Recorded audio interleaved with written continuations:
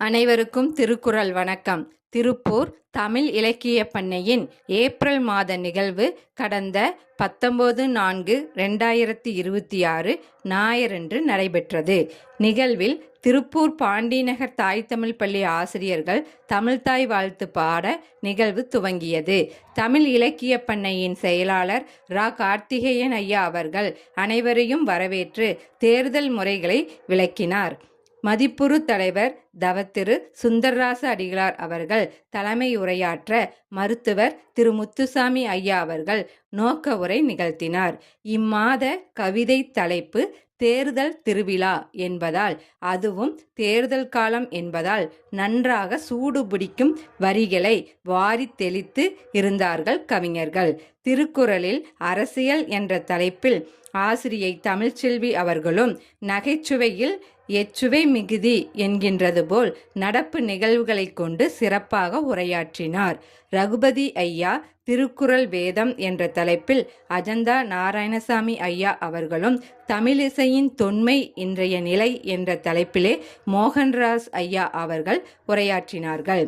கலையால் வந்த ஏற்றம் என்கின்ற தலைப்பிலே பேச வந்த இசையமைப்பாளர் கிருஷ்ணகுமார் ஐயா அவர்களை மாயாவி மனோகர் அவர்கள் அறிமுகப்படுத்தி மலரும் நினைவுகளை எடுத்துரைக்க, கவிஞர்கள் அப்பாஸ், உமாபதி ஆகியோர் கிருஷ்ணகுமார் ஐயா அவர்களுக்கு பொன்னாடை அணிவித்து நூல் அன்பளிப்பாக தந்து சிறப்பு செய்தார்கள். தொடர்ந்து பேசிய கிருஷ்ணகுமார் ஐயா இசையால் உடலுக்கு கிடைக்கும் நன்மைகளை தெரிவித்து கல்வியா செல்வமா பாடலை உணர்வு பூர்வமாக பாடி காட்டினார். கவிஞர் அருணாச்சலம் ஐயா எழுதிய நோய்களை வெல்வோம் என்கிற நூல் சுந்தரராச அடிகளார் அவர்கள் வெளியிட அஜந்தா நாராயணசாமி ஐயா அவர்கள் பெற்றுக்கொண்டு சிறப்பு செய்தார்கள். நூலின் மதிப்புரையாக கவிஞர் ஆலம்பாபா அவர்கள் ஏற்புரையை வழங்கினார்கள். நிகழ்ச்சி தொகுப்பாளராக தமிழ் இலக்கிய பண்ணையின் பொருளாளர் ஆசிரியர் சாந்தி மணிவேல் அவர்கள் சிறப்பாக செயலாற்றினார்கள்.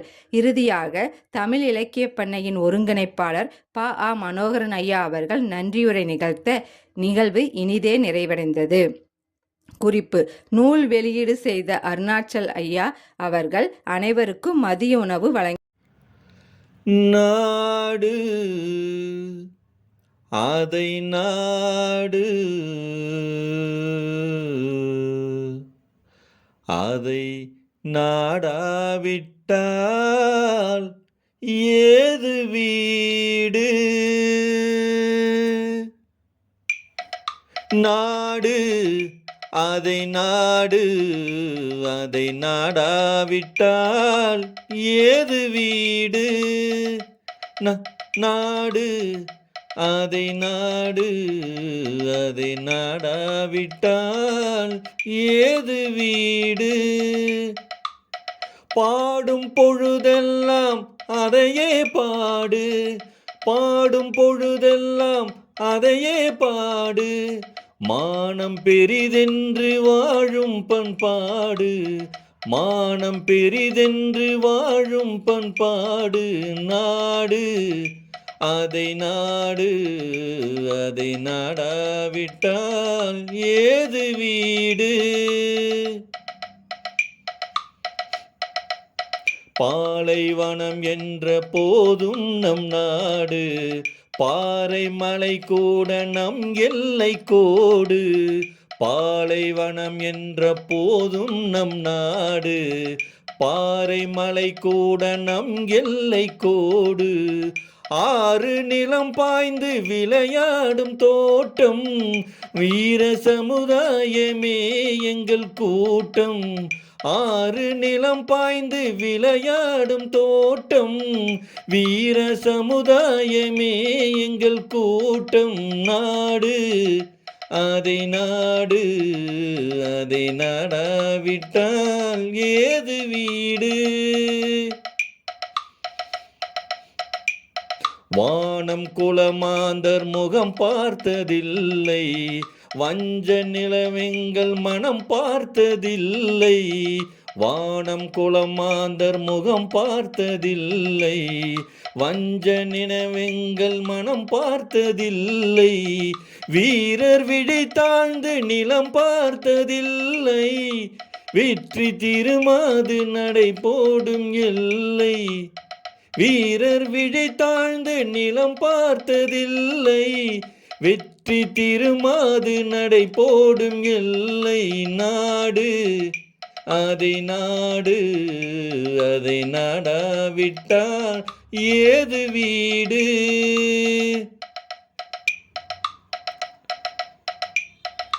பசி என்று வருவோர்க்கு விருந்தாக மாறும். பகைவர் முகம் பார்த்து புலியாக சீரும். நிலத்தில் உயிர் வைத்து உரிமை கொண்டாடும். எதிர்த்து வருவோரை உரமாக போடும் நாடு. அதை நாடு, அதை நாடாவிட்டால் ஏது வீடு? பாடும் பொழுதெல்லாம் அதையே பாடு. மானம் பெரிதென்று வாழும் பண்பாடு நாடு. அதை நாடு, அதை நாடாவிட்டால் ஏது வீடு? உறவினில் நண்பர்கள் பலர் கொண்டோம். மூத்தவர் என்னும் பெயர் கொண்டோம். முத்தமிழ் என்னும் உயிர் கொண்டோம். மூத்தவர் என்னும் பெயர் கொண்டோம். முத்தமிழ் என்னும் உயிர் கொண்டோம். ஒரு தாய் மக்கள் நாம் என்போம். வாழ்க வாழ்க வாழ்க வாழ்க.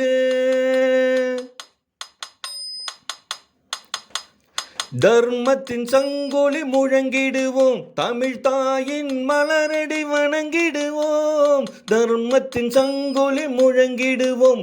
தமிழ் தாயின் மலரடி வணங்கிடுவோம். தர்மத்தின் சங்கொலி முழங்கிடுவோம். தமிழ் தாயின் மலரடி வணங்கிடுவோம். அமைதியை நெஞ்சில் போற்றி வைப்போம். ஆனந்த ஜோதியை ஏற்றி வைப்போம். அமைதியை நெஞ்சில் போற்றி வைப்போம். ஆனந்த ஜோதியை ஏற்றி வைப்போம். ஒரு தாய் மக்கள் நாம் என்றோம். ஒன்றே எங்கள் குலம் என்போம். தலைவன் ஒருவன் தான் என்போம். சமரசம் எங்கள் வாழ்வென்போம். சமரசம் எங்கள் வாழ்வென்போம். ஒரு தாய் மக்கள் நாம் என்போம். வாழ்க வாழ்க வாழ்க வாழ்க.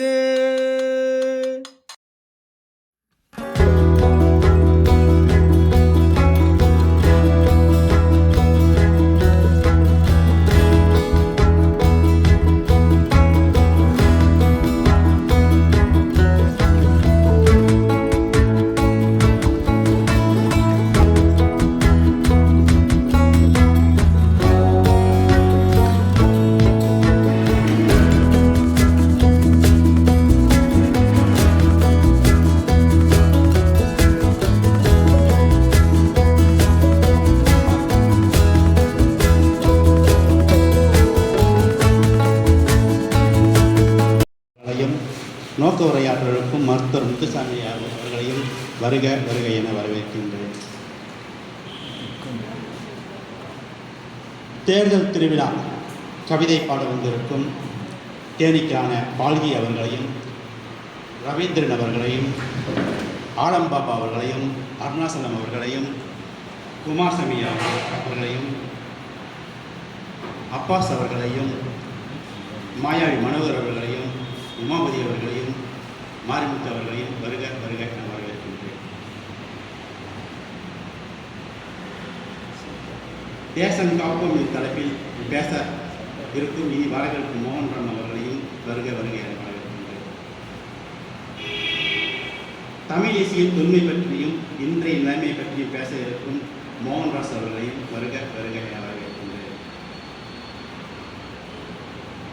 நோய்களை வெல்வோம் வெல்வோம் நூலின் ஆசிரியர் அருணாசலம் அவர்களையும் வரவேற்கின்றேன். நூல் மதிப்புரை வழங்கியிருக்கும் ஆலம்பாபா அவர்களையும் வரவேற்க வைக்கின்றேன்.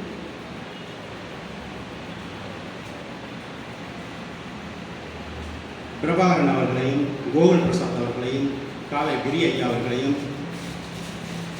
சமீபேகம் அவர்களையும், உமா மகேஷ் அவர்களையும் வருக வருக என வரவேற்கின்றேன்.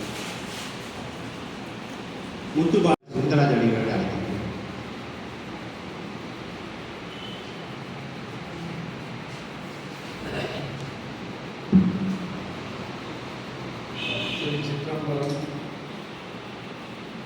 உலகெல்லாம் உணர்ந்தோதற்கு அறியவன் நிலமுலாவிய நீர்மலி வேணியன் அழகில் சோதியன் நம்பலத்து ஆடுவான் மலர்ச்சிரம்படி வாழ்த்தி வணங்குவான்.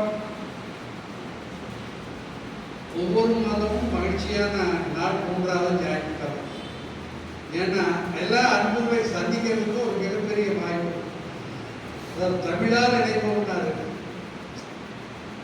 அதுக்கு நம்ம ஈழத்து கவிஞர் சொன்னார், தமிழே உயிரே வணக்கம், தாய் பிள்ளை உறவம்மா உனக்கும் எனக்கும், தமிழே உயிரே வணக்கம்.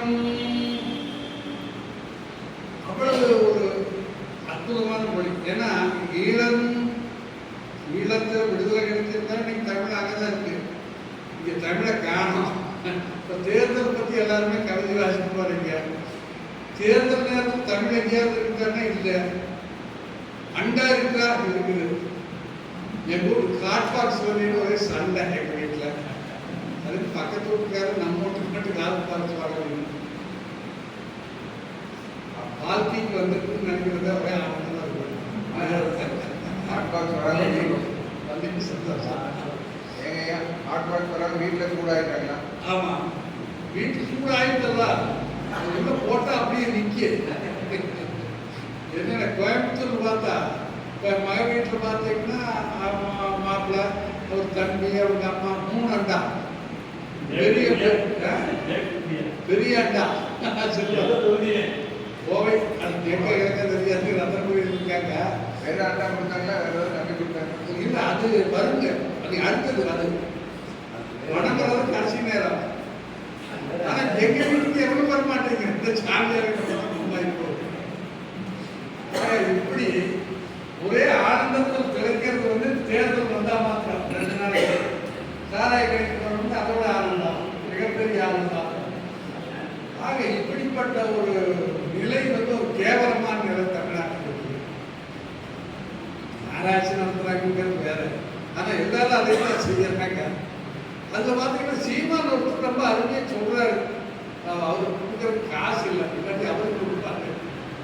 அவர்னால கொடுக்கறதுக்கு காசு இல்லை, அவர் கூட வசூல் பண்ணிட்டு இருக்காரு. தேர்தல் வந்து அவருக்கு வந்து எல்லாரும் வெளியே கொடுப்பாங்க, அவர் உள்ள கொண்டு வந்துடுவார். இந்த வெளியில் இருக்கிறவங்க உள்ள கொண்டு வந்துடுறாரு. இதுதான் தேர்தல். ஆக நாம வந்து இன்னைக்கு ஒவ்வொரு மாதமும் ஆன்மீகம், தமிழும், திருக்குறளும், வள்ளலாரும் இங்கே வந்து ஐயா மூலியமா அவர் நாட்டில் விளையாடுறாங்க. ஆக எல்லாருமே ஒரு நல்ல ஒரு மிகப்பெரிய ஒரு அமைப்பில் தான் செஞ்சுட்டு இருக்கோம். நாகேஸ்வர ஐயா விழா வரப்போகுது 21. நம்மளை நடத்துகிறோம். 2 நாளைக்கு போயிருக்க பார்த்துட்டு ஜாமான்களை கூப்பிட்டு வந்தோம். அவர்களால பேச முடியாத ஒரு சூழ்நிலை அலங்கரித்துக் கொண்டிருக்கின்ற உங்களுடைய அழைப்பை ஏற்று உங்களை மதித்து இங்கே வந்து அமர்ந்து உங்களை மரியாதை செய்திருக்கின்ற அனைத்து பெருமக்களுக்கும் உங்களுடைய வாழ்த்துக்களையும் வணக்கங்களையும் நன்றிகளையும் தெரிவித்துக் கொள்கிறேன்.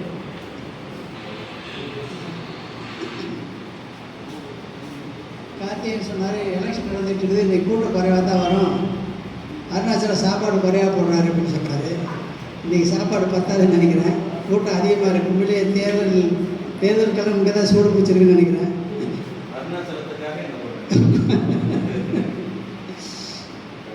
நம்மளே புதிதாக வந்து இருக்கக்கூடிய ஐயா மாரியப்பன் அவங்க நீண்ட நாள் அறிமுகமானவர். அவர் கொஞ்சம் கால் அடிப்பட்டனால வெளியில் வர்றதில்லை. நீ நம்மளை பார்க்குறக்காக வந்திருக்காங்க. அவருடைய நான் மிகவும் மகிழ்ச்சியுடன் மரியாதையுடன் அவரை வரவேற்கிறேன். மற்றவங்க எல்லாருமே நமக்கு தெரிஞ்சவங்க தான். உங்கள் சம்பந்தியா? மகிழ்ச்சி. நம்முடைய குறிக்கோள் வந்து ஐயா சொன்ன மாதிரி தமிழ் வளர்க்குறதில்ல, தமிழை ஓரளவுக்கு நம்ம பரப்பலாம், நம்ம மக்களிடையே கொண்டு செஞ்சிடலாம். இது வந்து யாரும் வளர்க்க முடியாது. இந்த சங்க காலத்துலேருந்து வந்துட்டு தான் இருக்குது. கொஞ்சம் மாறிட்டே இருக்கும், காலத்துக்கு ஏற்ற மாதிரி மாறிட்டே இருக்கும். நம்ம இது சொன்னோம்னா கூட ஏன் ஹிந்தி வேண்டான்றோம், ஏன் சொன்ன கூட ஹிந்தி வந்தால் தமிழ் அழிஞ்சு போயிடும், தமிழ் மாறி போயிடும் சொல்லுவோம். அது வந்து என்னை பொறுத்த வரைக்கும் அதுக்கு அரசியல் நோக்கம் இல்லை, அதில் வந்து அறியாமை இருக்குது. இது ஒரு மாயை. இது நீங்கள் சங்க காலத்தில் பேசுகிற தமிழோ எழுதின தமிழோ நீங்கள் பேசுகிறது இல்லை. ஆரம்ப காலத்தில் விடுதலை வாங்கினப்போ பேசுகிற தமிழ் நம்ம பேசுகிறது இல்லை. திருநெல்வேலியில் ஒரு தமிழ் பேசுகிறோம், சென்னையில் ஒரு தமிழ் பேசுகிறோம், திருப்பூரில் ஒரு தமிழ் பேசுகிறோம், கொங்குமண்டலில் ஒரு தமிழ் பேசுகிறோம். நாகர்கோவில் போனீங்கன்னா ஈழத்தமிழ் அப்படியே பேசுவாங்க. ஸோ தமிழ் வந்து அந்த பகுதிக்கு தகுந்த மாதிரி மாறிட்டே இருக்கும். நம்ம அதெல்லாம் புரிஞ்சுக்கணும். யாரும் வந்து இதில் அழிக்கவெல்லாம் முடியாது. நீங்கள் எழுத்து வழியில் படிக்காமல் கூட நடுவில் விட படிப்பறிவு இல்லாமல் போகணும். இருந்தாலும் அப்போ தமிழ் ஒன்று அழிஞ்சு போகுது. ஏன்னா அதுக்குன்னு இலக்கியங்கள் இருக்குது. திரும்ப திரும்ப திரும்ப அடுத்தது யாராவது ஒருத்தர் வந்துகிட்டே இருப்பாங்க அதை சொல்கிறதுக்காக. ஐயா சொன்னாங்க, ஈழத்தமிழர்கள் இல்லாமல் இருந்தால் தமிழ் இங்கே பேசியிருப்போம்னாரு. ஈழத்தமிழ் அங்கேருந்து வெளியே போய் தான் உலகம் முழுக்க தமிழ் பரப்பிட்டு இருக்காங்க. நம்மளாலையும் தமிழ் பரப்புறதில்லை. நீங்கள் ஃப்ரான்ஸு, ஜெர்மனி, ஆஸ்திரேலியா போனீங்கன்னா நீங்கள் தமிழ்னு சொன்னால் ஈழமன் தான் கேட்பாங்க, தமிழ்நாடு கேட்க மாட்டாங்க. ஏன்னா அங்கே நமக்கு முன்னாடியே போயிருக்காங்க, 78 80 அவங்கள போயிட்டாங்க. தமிழ் பள்ளி வச்சு நடத்துகிறாங்க, திண்ணைப்பள்ளி வச்சு நடத்துகிறாங்க, நாட்டியம் சொல்லி தர்றாங்க. நம்மளாலாம் போனால் படஞ்சபாய்க்கு தான் போகிறாங்க. அமெரிக்காவில் கொஞ்சம் பேர் இப்போ வந்து சம்பாதிச்சு கொஞ்சம் ஓய்வாக இருக்கிறவங்களாம் இலக்கியம் தமிழை வளர்த்துட்ருக்காங்க. உலகம் முழுக்க ஜெர்மனி, ஃப்ரான்ஸ் எல்லாம் அன்றைக்கி நாட்டில் எப்படி இந்த மாதிரி தான் சொல்கிறாங்க. இன்றைக்கி மக்கள் எப்படி இருக்காங்க, அன்றைக்கி புறநானூறு சொல்லும் மக்களுடைய கடமை மன்னனுடைய கடமை என்னன்னு. ஈன்று புறந்தறுதல் தாயின் கடமை, சான்றோன் ஆக்குதல் அவன் தந்தையின் கடமை, மக்களை காப்பது மன்னன் கடமை. மன்னன் வந்து மக்களை காப்பாற்றுறதுக்காகத்தான் இருந்தாங்க.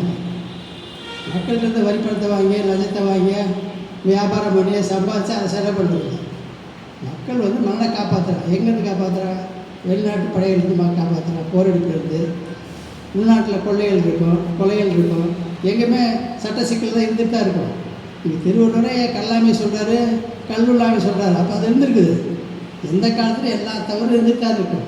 மேலும் அதை பற்றி சரிப்படுத்திக்கிட்டு வரணும். அது சொல்லும்போது தான் சொல்கிறாரு. அப்புறம் இந்த சான்றோன்கள் சொல்கிறத பற்றி சொல்லணும்.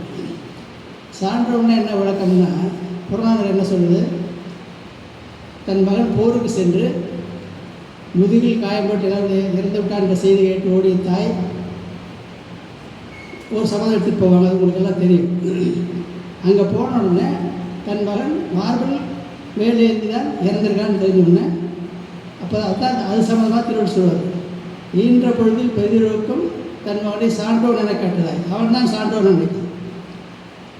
அந்தணர் ஒரு அறவோர்னு சொல்கிறது இல்லது. அறவோராக இருக்கிறவங்க அந்தணர்கள். அந்தணர்கள்னால் பிராமணனில் பார்ப்பனன் இல்லை. அந்தணர்னா அறவோர், அறச்சேலை செய்பவர்கள், அறம் சார்ந்து நடப்பவர்கள் தான் அந்தணர்கள். நம்ம நிறைய மாறிட்டோம். ஸோ இந்த மாதிரி எந்த மொழியை வந்து யாரும் அழிக்க முடியாது. அன்றைக்கி சங்க காலத்தில் என்ன தொழில் இருந்திருக்கோம், இல்லை அதுக்கு பாட்டு காலத்தில் என்ன தொழில் இருந்திருக்கும். ஒன்று மக்கள் வந்து பயிர் தொழில் செஞ்சுருப்பாங்க. பயிர் தொழில் பாருங்கள், இப்போ நம்மளாம் விவசாயம் சொல்லிகிட்டு இருக்கோம். சீமான் மட்டும்தான் பயிர் தொழில்னு சொல்லுவார். விவசாயம் பொதுவான வார்த்தை, நான் பல தடவை பார்த்துருக்கேன். பயிர் தொழில் தான் சொல்லுவார் அவர். பயிரிடுதல். அப்புறம் என்ன பண்ணுவாங்க, நெசவு தொழில் இருக்கும், உழவு தொழில், நெசவு தொழில் எப்பவுமே இருக்கும். ரெண்டும் சங்க காலத்துலேருந்து இருந்துகிட்டே இருக்கும். இந்த ரெண்டுக்கு உபத்தொழிலாக தான், பயிர் தொழிலுக்கும் நெசவு தொழிலுக்கு அது உபத்தொழில் தான் எல்லாம் இருக்கும். கலப்பை செய்கிறது, மர வேலை செய்கிறது, இரும்பு வேலை செய்கிறது, பறி தைக்கிறது, இந்த மாதிரி தொழிலாக இருந்துருக்கு. அவங்க எல்லாமே அவங்களுக்கு தெரிஞ்ச வேலை செஞ்சுட்டு இருந்தாங்க. இந்த இதில் மன்னன் என்ன செஞ்சாங்கன்னா இவங்களெல்லாம் பார்த்துக்கிட்டு அவங்கள காப்பாற்றினார். வரி வாங்கி பற்றியும் பேசிய மற்றும் தேர்தல் முறையை பற்றியும் பேசிய மருத்துவர் முத்துசாமி ஐயாவுக்கு நன்றி. அடுத்ததாக கவிதை நேரம். கவிதை தலைப்பு வந்து தேர்தல் திருவிழா. இந்த கவிதை வாசிக்க வருகிற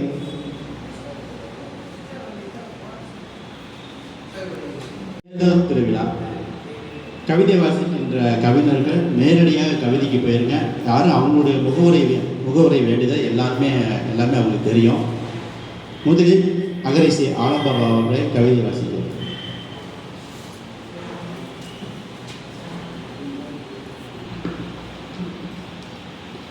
அனைவருக்கும் வணக்கம். இன்றைய கவிதையினுடைய தலைப்பு தேர்தல் திருவிழா. தேர்தல் திருவிழா, வாக்காளர் பெருவிழா. தேர்தல் திருவிழா, வாக்காளர் பெருவிழா. வேட்பாளர் திருவிழா, வாக்குறுதி பெருவிழா. வேட்பாளர் திருவிழா, வாக்குறுதி பெருவிழா. ஆட்சி அதிகாரத்தில் அமரப்போவது யார்? அனைவரின் ஓட்டுப்பதிவு விலை போகுது பாரு. ஆட்சி அதிகாரத்தில் அமரப்போவது யாரு? அனைவரின் ஓட்டுப்பதிவு விலை போகுது பாரு. சட்டமன்ற உறுப்பினர்கள் போட்டி. சட்டமன்றத்தில் அமரப்போவது யார்? பாராளுமன்ற உறுப்பினர்கள் போட்டி. பாராளுமன்றத்தில் அமரப்போவது யார்? விளம்பரங்கள் ஏராளம், வேட்பாளர்கள் தாராளம். வாக்காளர் இயக்கம் வருங்காலம் அடமானம். விளம்பரங்கள் ஏராளம், வேட்பாளர்கள் தாராளம். வாக்காளர் இயக்கம் வருங்காலம் அடமானம். யார் வெற்றி பெற்றாலும் மாறப்போவது இல்லை. யார் வெற்றி பெற்றாலும் மாறப்போவது இல்லை. ஊழல் ஆட்சி அதிகாரம் மாற்றப்படுவதும் இல்லை. ஊழல் ஆட்சி அதிகாரம் மாற்றப்படுவதும் இல்லை. கூட்டத்திற்கு சென்றவருக்கு கோழி பிரியாணி கொடுத்தாச்சு. கூட்டத்துக்கு சென்றவருக்கு கோழி பிரியாணி கொடுத்தாச்சு. கூட்டி சென்றவருக்கு தலையெண்ணி பணம் கொடுத்தாச்சு. கோடை வெயிலிலே வாக்கு சாவடியில் மக்கள் கூடியாச்சு. ஓட்டு போட்டாச்சு, வெற்றியாளர் பதவிக்கு வந்தாச்சு. வெற்றி அடைந்த மக்கள் வேட்பாளர்கள், வெற்றி அடைந்த மக்கள் வேட்பாளர்கள் விழாவுக்கே போவார்கள், வீதிக்கு வரமாட்டார்கள். விழாவுக்கே போவார்கள், வீதிக்கு வரமாட்டார்கள். வாக்குறுதி பேச்செல்லாம் மௌனம் ஆகிவிடும். வாக்குறுதி பேச்செல்லாம் மௌனம் ஆகிவிடும். வாக்காளர்கள் உரிமைகள் விலை பேசப்படும். வாக்காளர்கள் உரிமைகள் விலை பேசப்படும். மக்கள் உரிமை காப்பதே மக்களாட்சி சீட்டு. மக்களாட்சி நிலைக்கவே மக்கள் போடும் ஓட்டு. பொதுநல சட்டத்தில் நல்லோர்களை வெல்லட்டும். பொதுநல சட்டத்தில் நல்லோர்களை வெல்லட்டும். பொதுமக்கள் ஆட்சியில் பொற்காலம் படைக்கட்டும். பொதுமக்கள் ஆட்சியில்.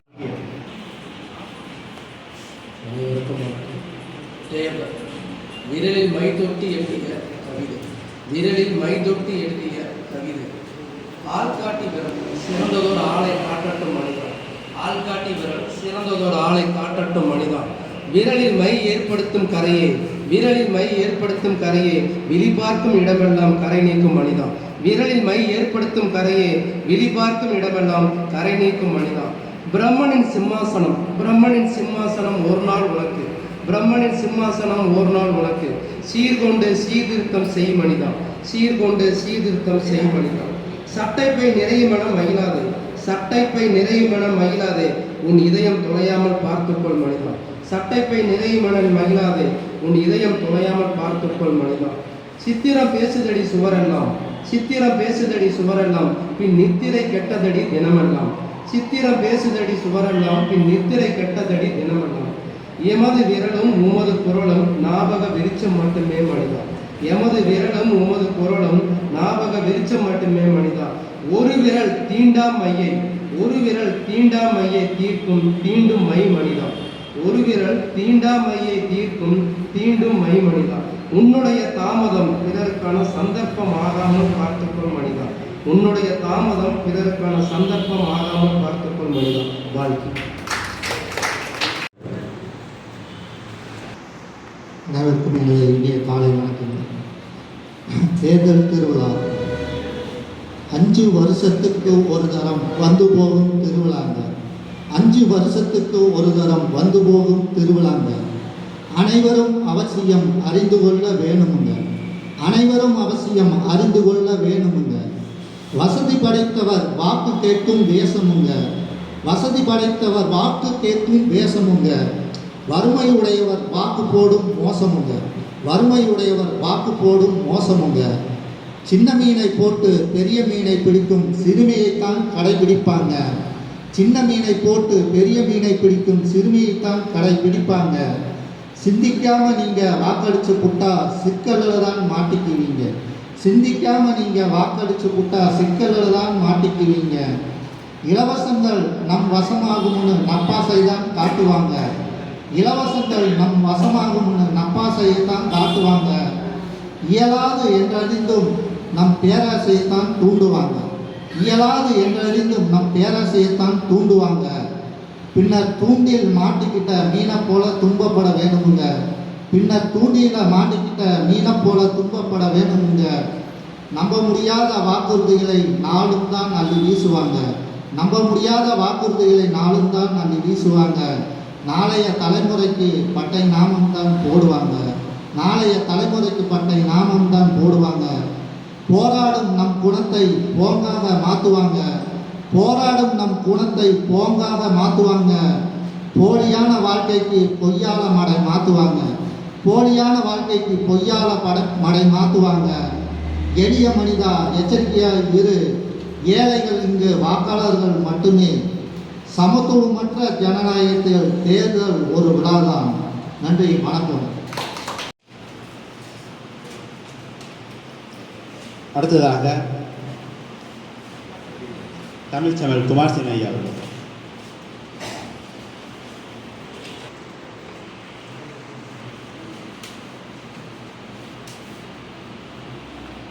தலைவர் அவர்களுக்கும் மேடையில் வந்திருக்கும் பெரியோர்களுக்கும் வருகை தந்திருக்கின்ற அனைவருக்கும் என் நன்றிகள் வணக்கங்கள் உரித்தாகிற கவிதை தேர்தல் திருவிழா என்கின்ற தலைப்பில் கவிதை வாசிக்கிறேன். 5 ஆண்டுக்கு ஒரு முறை ஆட்சியை புதுப்பிக்கும் முறை தேர்தல் விழாவாக கோலாகலமாக நடைபெறுகிறது. 5 ஆண்டுக்கு ஒரு முறை ஆட்சியை புதுப்பிக்கும் முறை தேர்தல் திருவிழாவாக கோலாகலமாக நடைபெறுகிறது. நல்லவர்களை, நிர்வாகத்தில் சிறந்தவர்களை, உண்மையானவர்களை நன்கு ஆராய்ந்து சட்டமன்ற உறுப்பினர்களால் தேர்வு செய்ய வேண்டும். நல்லவர்களை, நிர்வாகத்தில் சிறந்தவர்களை, உண்மையானவர்களை நன்கு ஆராய்ந்து சட்டமன்ற உறுப்பினர்களை தேர்வு செய்ய வேண்டும். ஆட்சி ஒழுங்கில்லை என்றால், ஆட்சி ஒழுங்கில்லை என்றால் கலைக்கும் அதிகாரம் ஜனாதிபதிக்கு உண்டு. தமிழகத்திலும் ஆட்சியை பல முறை ஜனாதிபதி கலைத்தது உண்டு. ஆட்சி ஒழுங்கில்லையே கலைக்கும் அதிகாரம் ஜனாதிபதிக்கு உண்டு. தமிழகத்திலும் ஆட்சியை பல முறை ஜனாதிபதி கலைத்தது உண்டு. அம்பேத்கர் கொண்டு வந்த அரசியல் சட்டம் அற்புதமான ஒரு அரசியல் சட்டம். நேர்களுக்கு எடுத்துக்காட்டு. அம்பேத்கர் கொண்டு வந்த அரசியல் சட்டம் அற்புதமான ஒரு அரசியல் சட்டம். நேர்களுக்கு எடுத்துக்காட்டு. ஜனநாயகம் பணநாயகமாக மாறுவதுதான் கவலைக்குரியது. ஜனநாயகம் நீதி, நேர்மை, ஒழுங்குடன் திகழ வேண்டும். ஜனநாயகம் பணநாயகமாக மாறுவதுதான் கவலைக்குரியதாக இருக்கிறது. ஜனநாயகம் நீதி, நேர்மை, ஒழுங்குடன் திகழ வேண்டும். பல தலைவர்கள் அரும்பாடுபட்டு ஜனநாயகத்தை உருவாக்கினார்கள். பாழடையாமல் பார்த்துக் கொள்வது பாரத மக்கள் நமது கடமை. பல தலைவர்கள் அரும்பாடுபட்டு ஜனநாயகத்தை உருவாக்கினார்கள். பாழடையாமல் பார்த்துக் கொள்வது பாரத மக்கள் நமது கடமை. ஆங்கிலேயன் ஆண்டால் பல அரசரும் ஆண்டனர். ஜனநாயகம் என்று அடிமைகளாய் வந்தோம். ஆங்கிலேயன் ஆண்டால் பல அரசரும் ஆண்டனர். ஜனநாயகம் என்று அடிமைகளாய் வாழ்ந்தோம். ஆற்றல் மிகு தலைவர்கள் ஜனநாயகத்தை உருவாக்கினர். அதை நாம் போற்றி லட்சிய வேண்டும் என்று பாதுகாத்துள்ள வேண்டும்.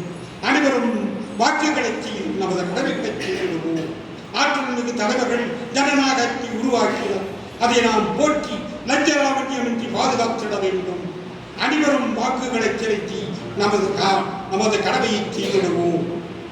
எழுதியவர் குமாரசாமி, தமிழ்ச்செம்மல், திருப்பூர். வாழ்க தமிழ், வளர்க தமிழ், உயர்க தமிழ் கூறி விடைபெறுகிறேன். நன்றி, வணக்கம். அருணாசலம் அனைவருக்கும்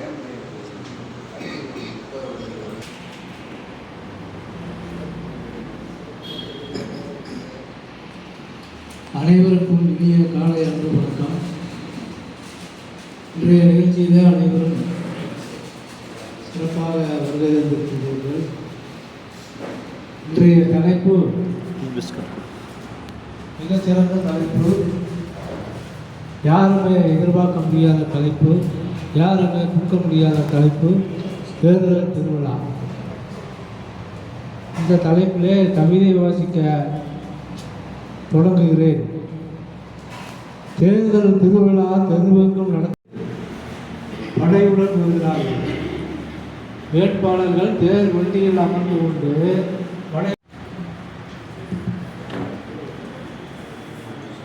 புகழனைத்தும் ஒருவனுக்கே. தேர்தல் திருவிழா. தேர்தல் தேர்தல் தேர்தல் தேர்தல் என்றாலே திருவிழா. மேடை போட திருவிழா, கொடிகள் கட்ட திருவிழா, கோஷம் போட திருவிழா, வேலையில்லா திண்டாட்டத்தில் சோறு போடும் திருவிழா, சோறு போட்ட தலைவனுக்கு நன்றி சொல்லும் திருவிழா. சொந்த வீட்டில் 4 பேரும் 4 முனை போட்டியில் வெற்றி பெற வேண்டும் என்றால் வேண்டுமிக ஒற்றுமை.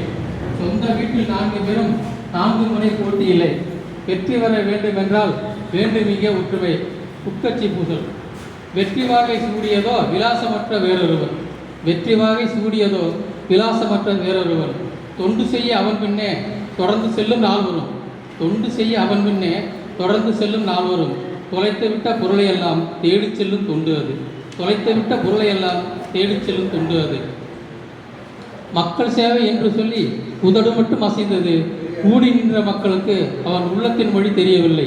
மக்கள் சேவை என்று சொல்லி உதடு மட்டும் அசைந்தது, கூடி நின்ற மக்களுக்கு அவன் உள்ளத்தின் மொழி தெரியவில்லை.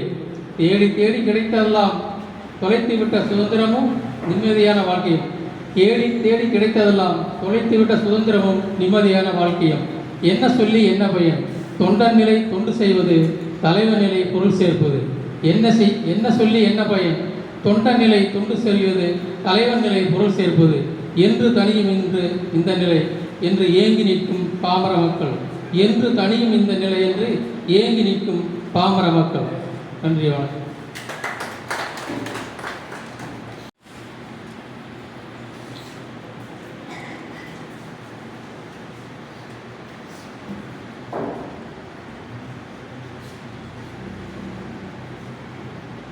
அனைவருக்கும் வணக்கம். சித்திரை திருவிழா எத்தனையோ கண்டோம், சீர்மிகு தேரசைந்து வர மகிழ்ந்தோம். இத்தனை ஆள வரும் தேர்தல் திருவிழா, சித்திரையில் சிங்காரித்து வருகிறது காணே. நல்லது செய்திட 4 பேர் உண்டு, நமக்கே நம்பென போவோரும் உண்டு. மெல்ல மெல்ல யோசித்து பாருங்கள், சொல்லுதல் யாருக்கும் எளிய என. மெல்ல மெல்ல யோசித்து பாருங்கள், சொல்லுதல் யாருக்கும் எளிய என.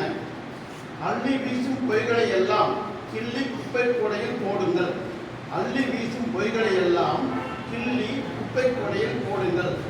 கள்ளமெல்லா உள்ளம் ஏதென அறிந்து கவனமுடன் வாக்கு பதிந்து வாருங்கள். இருக்கரம் சிறமேல் குப்பி வாசல் வந்தே இனியது செய்வோமென பணிவாய் உரைப்பார். ஒருவரும் ஒரு காசும் தம் பையிலிருந்து தாரார். ஒரு நிமிடம் யோசித்து வாக்கினை பதிப்பீர். வாக்களிப்பது நமது கடமை, வாக்களிப்பீர். வாக்கது யாருக்கு எதற்கென அறிந்தளிப்பீர். சொக்க வைக்கும் சொல்லுக்கும் செயலுக்கும் சொக்கி போய் வாக்கினை பதியாதீர். சொக்க வைக்கும் சொல்லுக்கும் செயலுக்கும் சொக்கி போய் வாக்கினை பதியாதீர். வள்ளுவரின் மாட்சிமை தங்கிய ஆட்சியை வழங்கிட இங்கு இங்கு எவரும் இல்லை. வள்ளுவரின் மாட்சிமை தங்கிய ஆட்சியை வழங்கிட இங்கு யாரும் எவரும் இல்லை. உள்ளத்தில் உள்ளதை சொல்லிவிட்டேன், உங்களின் வாக்கு உங்களின் விரல் நுனியில். உள்ளத்தில் உள்ளதை சொல்லிவிட்டேன், உங்களின் வாக்கு உங்களின் விரல் நுனியில். தன்னலம் பாராது பொதுநலன் நோக்கோடு தலைவர்கள் தமிழகத்தில் வாழ்ந்து போயினர். இந்நாளில் அவர் போல் யாரென அறிந்து தவறாது வாக்களிப்பில் தவறான வாக்களியாதீர். தவறாது வாக்களிப்பில் தவறான வாக்களியாதீர். நன்றி, வணக்கம்.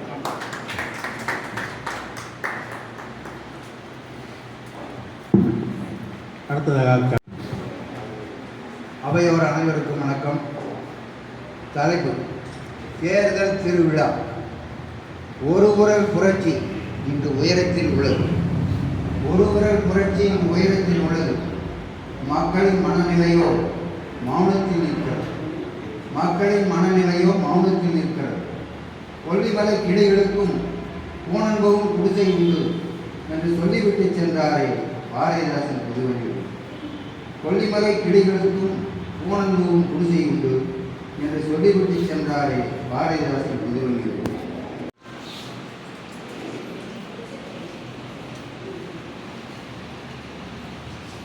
பூர்வமுகமாய் அவையை நிலைத்திருக்கும் சான்றோர் பெருமக்களுக்கு வணக்கத்தை கூறி தலைப்பு வரிகளை வாசிக்கிறேன். தேர்தல் திருவிழா. தேர்தல் அறிக்கையிலும் தோரணம் கட்டி பல வண்ண பதாகைகள் வளைவுகள் பூட்டி ஜனநாயகத்தாய் பேறுகாலம் கொண்டால் தேர்தல் காலம் என்று. தேர்தல் அறிக்கையிலும் தோரணம் கட்டி பல வண்ண பதாகை வளைவுகள் பூட்டி ஜனநாயகத்தாய் பேறுகாலம் கொண்டால் தேர்தல் காலம் என்று. நல்ல நாகரீகம் உயர்ந்திடவே, தூய ஆட்சி நல்கிடவே, ஜனங்கள் துயர் நீக்கிடவே 5 ஆண்டுக்கு ஒரு பேறுகாலம், ஆம் தேர்தல் காலம். கோடி மன்னர்கள் ஆண்டு சென்றிடனும் நல்லாட்சி வேண்டி வாடி வருந்தும் மக்கள் குறையவில்லையே. கோடி மன்னர்கள் ஆண்டு சென்றிடனும் நல்லாட்சி வேண்டி வாடி வருந்தும் மக்கள் குறையவில்லையே.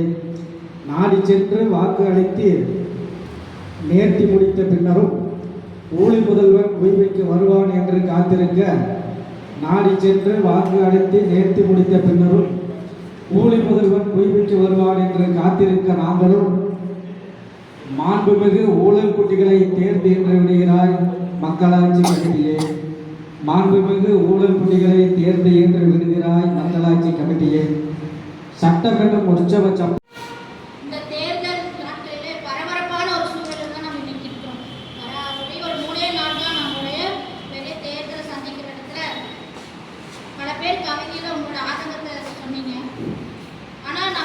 திருவள்ளுவர் என்ன சொல்றான்னு சொல்லி நம்ம இப்போ கொஞ்சம் ஒரு சிறிய அலசல் நிறைய சொல்லியிருக்காரு. ஆனா கொஞ்சம் சிறுசா மட்டும் நம்ம எடுத்து பார்க்கலாம். அரசியல், திருக்குறளில் அரசியல். அரசு என்ற சொல்லுக்கு என்ன பேர் அப்படின்னு பார்த்தீங்கன்னா அரசன், ராஜ்யம், அரசாட்சி. இது ஒரு வேளை வந்து நம்ம பார்த்தீங்கன்னா அரசை பத்தி நான் பேசினாலுமே இக்காலகட்டத்துக்குமே எப்பவுமே பார்த்தீங்கன்னா அரசாங்கம் வந்து அறநெறிய சார்ந்து இருந்தாதான் அந்த அரசாங்கம் சிறந்த முறையில செயல்படும். ஏனோ தானோ என்ற அறநெறியை சார்ந்து இருக்கணும். அடுத்தது அரசன் ஆற்ற வேண்டிய கடமைகள், அவன் நாட்டினுடைய சிறப்பு, அந்த நாட்டில் வாழும் மக்களின் சிறப்பு, இத்தனை சேர்ந்தாதான் ஒரு அரசாங்கம். அப்படி பார்த்தீங்கன்னா 25 குறள் இது மூலம் விளக்கியிருக்கிறாரு. சரி, ஃபர்ஸ்ட் பார்த்தீங்கன்னா நாட்டை ஆளும் அரசாங்கம் அல்ல அரசன் இல்லது ஒரு சிஎம் இல்ல பிஎம் எப்படி செயல்படணும்னு சொல்லி அவர் சொல்லியிருக்காரு. பார்த்தீங்கன்னா முதலாவது ஒரு அரசு நல்ல முறையில் செயல்படணும்னா அவங்களுக்கு பொருளாதாரம் முக்கியம், பொருள் முக்கியம். அந்த பொருளாதாரத்தை வந்து ஒரு அரசாங்கம் எப்படி ஆற்ற வேண்டும் அப்படின்னு பார்த்தீங்கன்னா அவங்க பொருள் சேர்க்கிற வழிகளை அறிந்திருக்கணும். எப்படி நம்ம அரசாங்கத்தை நம்ம செயல்படுத்துறதுக்கு என்னென்ன வழியில் நம்ம பொருள் ஈட்டலாம், அதுக்கு தொகுக்கணும். அதுக்கப்புறம் அது பார்த்தீங்கன்னா அந்த பொருளாதாரத்தை அவங்க காக்கணும். அதுக்கு அடுத்தது கிடைச்ச பொருளாதாரத்தை வந்து அவங்க தக்க காரணத்துக்காக தக்க செலவினங்களுக்காக செலவு செய்யணும். அதான் ஒரு சிறந்த அரசாங்கம். இதனையே வள்ளுவர் எப்படி சொல்லலாம் பார்த்தீங்கன்னா இயற்றலும் ஈட்டலும் காத்தலும் காத்த வகத்தலும் வல்லது அரசு அப்படின்னு சொல்லி ஒரு குறள் மூலம் சொல்லி கொடுக்குறார். அடுத்தது பார்த்தீங்கன்னா இந்த அரசாங்கத்தின் கீழே இருக்கிற நாடு எப்படி இருக்குன்னு சொல்லி பார்த்தீங்கன்னா ஒவ்வொரு நாடு பார்த்தீங்கன்னா பசி இல்லாம இருக்கும். நாட்டு மக்கள் வந்து பசி இல்லாம இருக்கணும். அடுத்தது பார்த்தீங்கன்னா சுகாதாரமான முறையில ஒரு நாடு இருக்கணும். அடுத்தது பார்த்தீங்கன்னா எப்படி இருக்கு அப்படின்னு சொல்லி பார்த்தீங்கன்னா அண்டை நாடுகளோடு இல்ல அண்டை மாநிலங்களோடு நல்லதொரு சுமூகமான உறவுகளோடு ஒரு நாடு இருக்கும். அதான் சிறந்த நாடு, அதான் சிறந்த மாநிலம். இதனையே வள்ளுவர் எப்படி சொல்றான்னு பார்த்தீங்கன்னா உருவசியும் ஓகாப்பினியும் செருபகையும் சேரார் இயல்வது நாடு அப்படின்னு சொல்லி அழகாக நமக்கு சொல்லி கொடுக்குறார். இப்போ நம்ம சமீபத்தில் பார்த்தீங்கன்னா கியூபாவில் அங்க இருக்கிற மக்கள் எப்படி சாப்பிட்றாங்கன்னா இலைகளை சாப்பிட்டு கொண்டு இருக்கிறாங்க. அப்படிதான் உலகம் போயிட்டு இருக்குது. நீங்க பார்த்தீங்கன்னா ஆங்காங்கே நிறைய உலக நாடுகளுக்கு இடையே என்ன நடந்துட்டு போர் நடந்துட்டு இருக்குது. அந்த போர்ல பார்த்தா பிள்ளைங்க நிறைய நீங்க பார்க்கும்போது என்ன சொல்றாங்க, எங்களுக்கு பாவம் வேண்டாம், எங்களுக்கு சோறு வேணும்னு கேட்குறாங்க. கதை வந்து நம்ம பார்க்கணும். அப்போ அது அது நல்லதொரு நாடா அல்லது ஒரு நல்லதொரு அரசாங்கம்னு சொல்லி நாம தான் முடிவு பண்ணணும். அடுத்தது பார்த்தீங்கன்னா அரசியல் நெறி. அரசியல் எப்படி இருக்குன்னு சொல்லி பார்த்தீங்கன்னா அந்த குடிமக்களுக்கு வேண்டியவற்றை வந்து அந்த அரசாங்கம் செய்து கொடுக்கணும். அது மட்டும் இல்லை, சமுதாயத்துக்கு வேணுங்கிறது அவங்க செஞ்சு கொடுக்கணும். அது மட்டும் இல்லாமல் அரசாங்கத்தில் வந்து உயிர்கள் என்ன செய்யணும், அடைக்கலமாக இருக்கும். சரிங்களா? இதுலேயே வந்து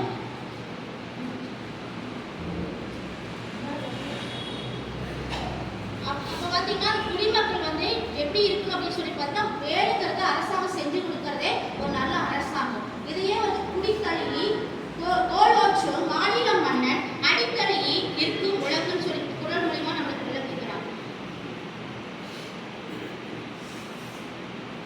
அடுத்து பார்த்தீங்கன்னா அரசியல் தொழில். அரசியல் தொழில் செய்ய வருத்த விடாமல் இருக்கும். குடிமக்களுக்கு ஏதாவது துன்பம் வந்துச்சுன்னா அந்த துன்பம் எதனால வருதுன்னு சொல்லி அவர்களை கண்டுபிடிச்சு அந்த குற்றத்தை தடுக்கிறது வந்து ஒரு பெரிய அரசாங்கருடைய பெரிய தொழில் சொல்லி வள்ளுவர் சொல்லிக்கிறார். இதையும் பார்த்தீங்கன்னா குடியுடன் காத்தோம்பி குற்றம் காத்தல் வடுவன்று வேந்தல் தொழில் அப்படின்னு சொல்லி அவர் சொல்லிக்கிறார். அடுத்து முக்கியமானது அமைச்சர்கள் இருக்கணும். ஒரு அரசாங்கம் நல்லா செயல்படனா அவருக்கு நல்லதொரு அரசாங்கம் நல்லதொரு அமைச்சராக இருக்கணும். அதையும் அவர் திருக்குறளை சொல்லியிருக்கிறாங்க. அறனறிந்து ஆற்றல் அமைத்து சொல்லான் எண்ணால் ஒன்றும் திறன் அறிந்தால் மோட்சி துணை அப்படின்னு பார்த்தீங்கன்னா அந்த அமைச்சர்கள் வந்து எப்படி இருக்குன்னு சொல்லி பார்த்தீங்கன்னா அவர்கள் அறநெறியை வந்து நன்கு உணர்ந்தவர்களாக இருக்கணும். சொல்வளமும் செயல்வளமும் இருக்கிறவர்களாக இருக்கணும்.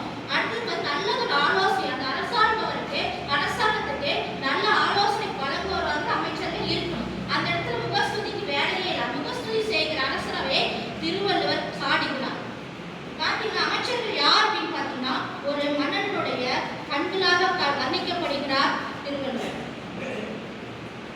இப்போ நம்ம கடைசியா நம்ம சொல்ல போறது என்ன அப்படின்னு சொல்லி பார்த்தீங்கன்னா எது ஒரு நல்ல நாடாகும், எப்படி நல்ல ஒரு நாடு அப்படின்னு சொல்லி பார்த்தீங்கன்னா வயலில் நீர் உயர்ந்தாதான் என்ன உயரும் அப்படின்னு பார்த்தீங்கன்னா வயலில் நீர் உயர்ந்தா கண்டிப்பா செழிப்பு வளர்ந்தா கண்டிப்பா அந்த நாடு உயரும். அப்ப நாடு உயர்ந்தா கண்டிப்பா மக்கள் ஒரு நல்லவரையும் தான் இருப்பாங்க. அறநிலையை சார்ந்து அவங்க வாழ்வாங்க. எந்த ஒரு மக்களும் தவறான வழிக்கு போவதே இல்லை. இதை சிறுமஞ்ச மூலத்திலையும் நம்ம தெரிஞ்சுக்கலாம். இது வள்ளுவர் என்ன சொல்றாரு அப்படின்னு பார்த்தீங்கன்னா தல்லா விளையிலோ தக்காரும் தகர்விழா செல்வரும் சேர்வது நாடு. அப்போ ஒரு நாடு வளமையா இருக்குன்னு சொல்லு அப்படின்னு பார்த்தீங்கன்னா அதனுடைய வயல்வெளிகள் செழிக்கணும். வயல்வெளி செழித்தா வளம் பெருகும். வளம் பெருகுச்சுன்னா மக்கள் அறநெறியை சார்ந்து வாழ்வார்கள். அறநெறிக்கு விலக மாட்டார்கள். இதுவே ஒரு நல்ல நாடாகும். இதை நாம் புரிஞ்சுக்கிட்டு நம்ம அரசாங்கம் எப்படி செயல்படுகிறது இல்லை வள்ளுவர் சொன்ன கூட்பாட்டை நாம் நம் மனதில் கவனம் வச்சுட்டு நாம் வாக்களிப்போம். நன்றி. தலைப்பில் மோகன் ராம் ஐயா அவர்களை பேச அழைக்கின்றேன்.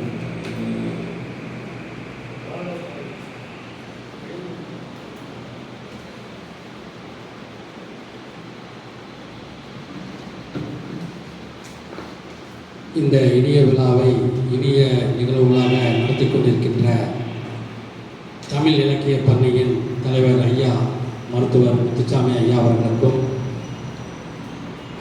அவரோடு இணைந்து பணியாற்றி கொண்டிருக்கின்ற சுந்தரராஜ் ஐயா அவர்களுக்கும் கார்த்திகேயன் அவர்களுக்கும் அஜெண்டா மரியாதைக்குரிய நாராயணன் அவர்களுக்கும் இந்த விழாவை மெருகூற்றி அரங்கேற்றிக் கொண்டிருக்கின்ற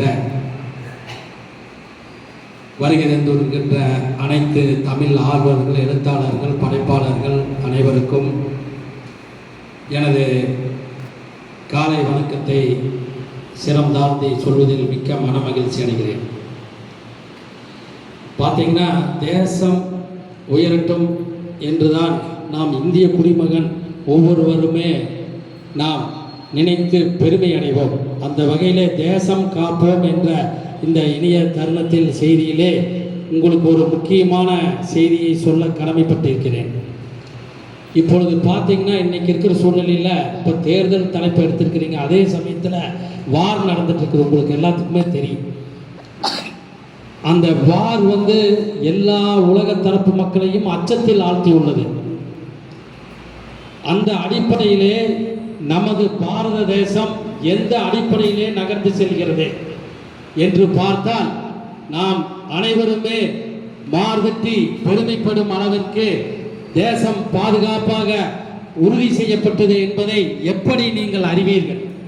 அதற்கு ஒரு சான்றாக சுதேசி கண்டுபிடிப்பான சுதர்சன சக்ரா என்ற ஒரு ஏவுகணை, அதாவது இந்திய பாதுகாப்பில் அச்சடிப்படக்கூடிய எந்த நாட்டினுடைய எவ்வளவு பெரிய சக்தியை முறியடிக்கக்கூடிய வகையிலே சுதர்சன சக்ரா என்று ஒரு நம் தேசத்தின் அரிய கண்டுபிடிப்பை ஒரு சில வரிகளை சொல்லி என்னுடைய உரையை முடிக்க விரும்புகிறேன்.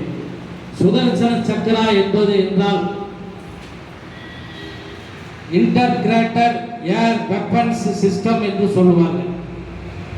அப்படின்னா என்னன்னு பார்த்தீங்கன்னா வான்வழி பாதுகாப்பு வளையம். இப்போ பார்த்தீங்கன்னா சமீபத்தில் உக்ரைன் போர் நடந்தது. இப்போ இஸ்ரேல் இருந்து ஈரானுக்கு தாக்கி இருக்குது. அப்புறம் இஸ்ரேலை இந்த பாலஸ்தீன படைகள்லாம் தாக்குது. அப்புறம் ரஷ்யா உக்ரைன் போரெல்லாம் நடந்தது. என்னன்னா உலகத்திலேயே பார்த்தீங்கன்னா எல்லா நாடும் என்ன சொல்லுது, என்னை தவிர சிறந்த ஒரு ராணுவ தளத்தை இல்லை என்பது சொல்லிக் கொள்கிறது. அதில் பார்த்தீங்கன்னா அமெரிக்கா என்னங்குது, நான் தான் உலகத்தில் நம்பர் 1 அப்படிங்குது. உலகத்தில் இருக்கிற அத்தனை நாடுமே எதை அடிப்படையாக மாறுதுன்னு நீங்கள் நினைச்சு பாருங்க. அதாவது எங்கிட்ட அயன் ட்ரோம் இருக்குது, கோல்டன் ட்ரோம் இருக்குது அப்படின்னு சொல்லி எல்லா நாடும் சொல்லுது. என்னன்னா வான்வெளி பாதுகாப்பு வளையம். நீங்க யார் என்ன அடிச்சாலுமே அவங்க எல்லையிலேயே முறியடிச்சிருவாங்க. இப்போ அயன் ட்ரோம் அப்படிங்கிறது என்னன்னா இஸ்ரேல் அமெரிக்காவினுடைய உதவியோட அந்த பக்கத்தில் இருக்கிற சிரியா, லெபனான், பாலஸ்தீனுடைய தீவிரவாத தாக்குதலில் முறியடிச்சது. அது இஸ்ரேலுடைய உயரிய கண்டுபிடிப்பு உண்மைதான். அந்த இஸ்ரேல் முறியடிக்கக்கூடிய சக்தி அதுகிட்ட என்னன்னு பார்த்தீங்கன்னா அயன் ரோம். அயன் ரோம் அப்படிங்கிறது வான் வழியிலேயே அது தாக்கிடும். அது ஒரு மிகப்பெரிய சக்தி வாய்ந்த வெப்பன்ஸ். அது சொல்லி பெருமைப்படுது. அது மட்டுமா, அமெரிக்கா என்ன சொல்லுது, எங்கிட்ட கோல்டன் ட்ரோம் இருக்குன்னு சொல்லுதுங்க அமெரிக்கா. அப்படி என்னன்னா இப்போ 2025 2030 நான் அமெரிக்கா முழுவதுமே நான் கோல்டன் ட்ரோமை போட்டுருவேன், ஒரு நாடு இங்க ஒன்றும் பண்ண முடியாது அப்படின்னு அமெரிக்கா மாறுதட்டி இருக்குது. சரி, இப்போ நம்ம ரஷ்யா இருக்குங்க, எடுத்துக்கங்க. ரஷ்யா என்ன சொல்லுது, S-400 இருக்குன்னு சொல்லுது. அதாவது S-400 அயன் ட்ரோமு அப்புறம் கோல்டன் ட்ரோம் இதெல்லாம் சக்தி வாய்ந்த தடுப்பு சாதனங்கள். என்னதான் நம்ம எவ்வளவுதான் பெரிய ஏவுகணை வீசினாலும் அது எல்லையிலேயே முறியடிச்சிருது. இதுல இந்தியா நமது பாரத தேசம் என்ன பங்கு எடுத்திருக்குது, அதுதான் சுதர்சன சக்ரா. நாம் ஒவ்வொருவருமே பெருமைப்படணும்.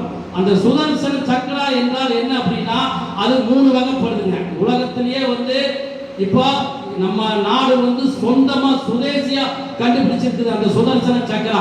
விஷ்ணு பகவான் ஐயா தெரியும், மகாபாரதத்துல விஷ்ணு பெருமாள் விஷ்ணு பகவான் சுத்தி கையில சக்கரை சுத்து பார்த்தீங்களா, அந்த பேர் தான் நம்ம பிரதமர் வச்சிருக்காரு. அந்த சுதர்சன சக்ரா என்னதுன்னா தன்னை பாதுகாத்து தனக்கு வீழ்த்த வரும் எதிரிகளை வீழ்த்தக்கூடியதான் சுதர்சன சக்ரா.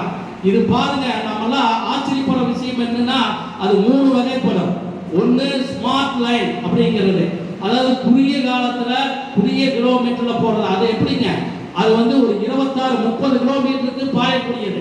நீங்க எந்த நாடு என்ன தாக்குதல் இருந்தாலுமே அது போய் அடிச்சிடும். மரணத்துக்கு இல்லாம நம்ம தேசத்துக்குள்ள வராம அடிச்சு தூக்கி எரிஞ்சிடும்.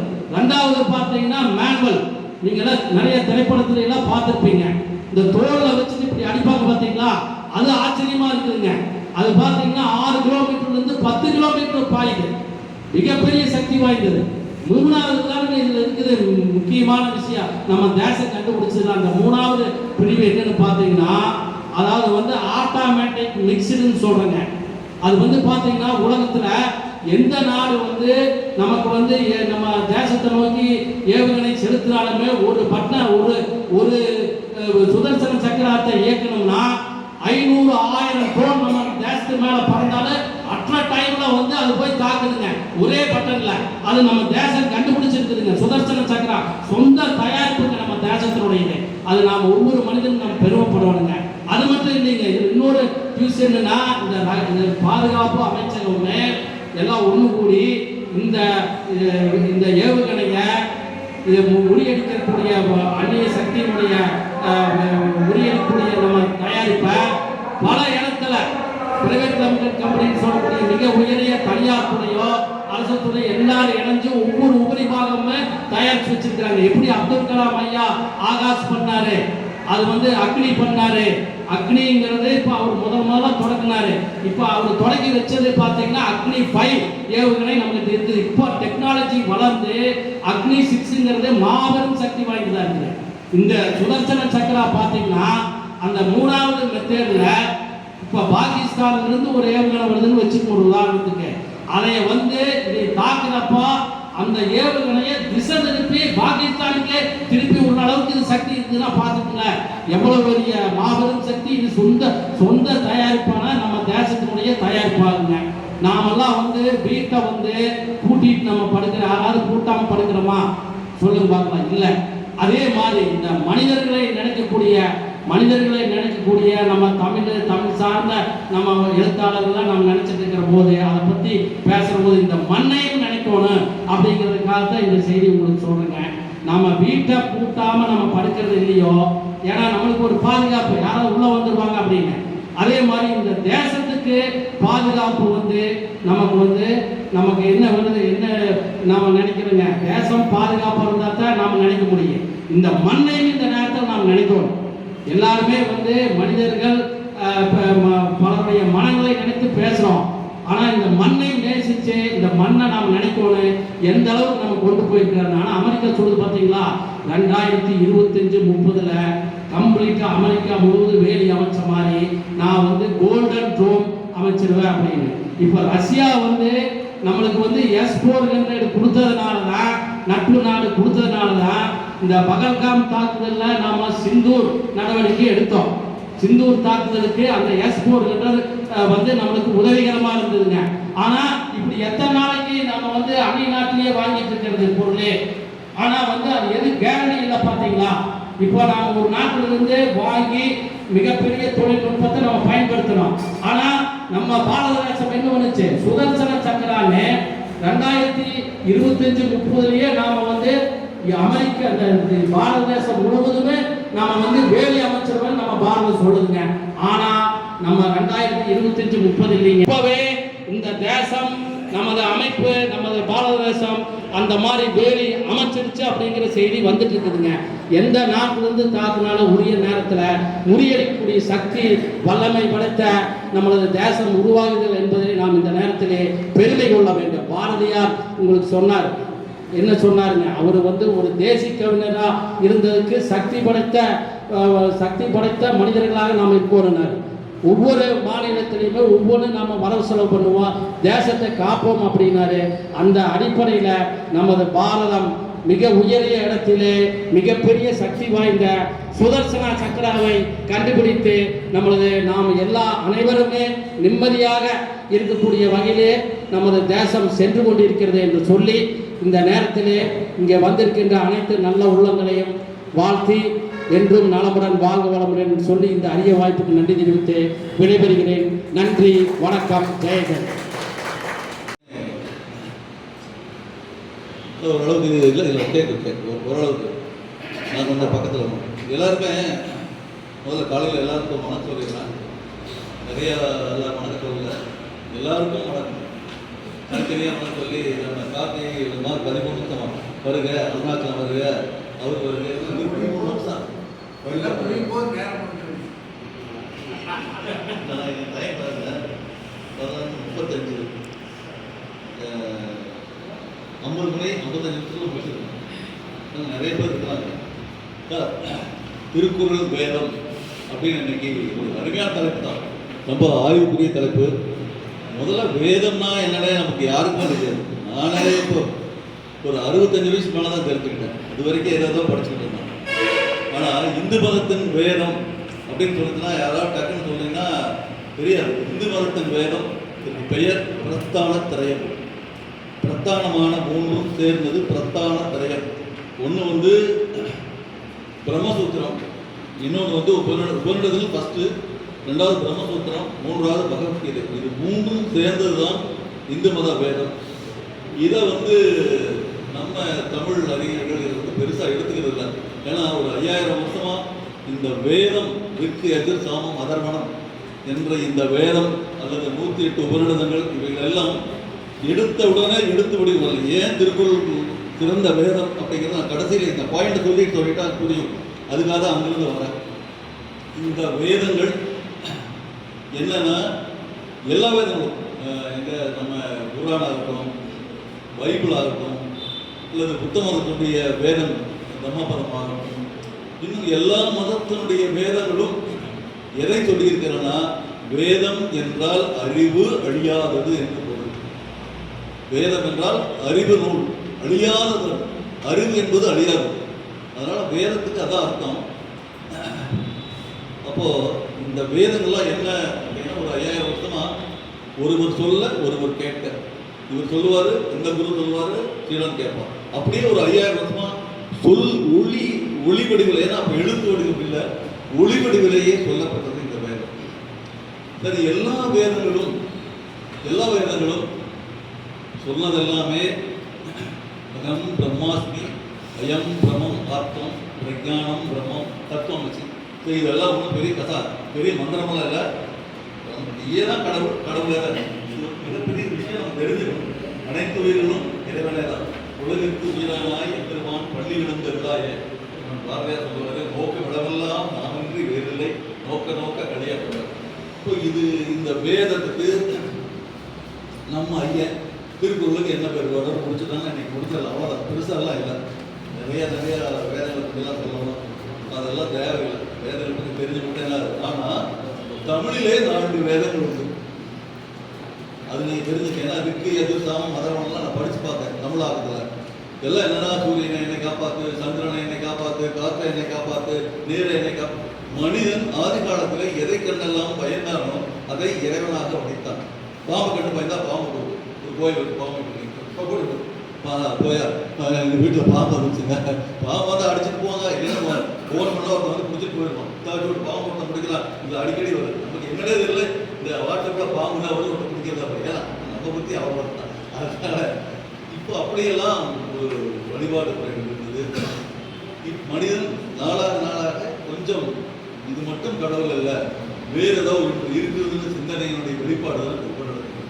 உபநிடதங்கள் தான் இந்து மதத்தின் அனைத்து, எல்லாருக்குமே டஃப்பான விஷயம் தான். ஆனால் தெரிஞ்சுக்கிறேன், உபநிடதங்கள் தான் சைவ சித்தாந்தம் வரைக்கும் அனைத்து சாஸ்திரங்களுக்கும் மூலம். உபநிடதத்தை மூலமாக வைக்காம ஒரு சாஸ்திரம் மேலே சைவ சித்தாந்தம் 14ஆம் நூற்றாண்டு தோடிச்சு. மெய்கண்ட தேவர் வரைக்கும் எல்லாருக்கும் சைவ ஆகமங்கள் என்பது கூட உபநிடதம் தான்.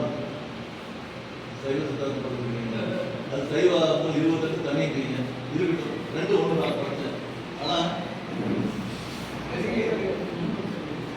வேதம் நான்கிலும் நாதம் நாமும் அப்போ எப்படி 28 ஆகமங்கள் அது சைவ சித்தாந்தம் தனியாக நான் ஒரு 7 வருஷம் படித்தேன். சைவ 3 மண்டல வேதம் இல்லை.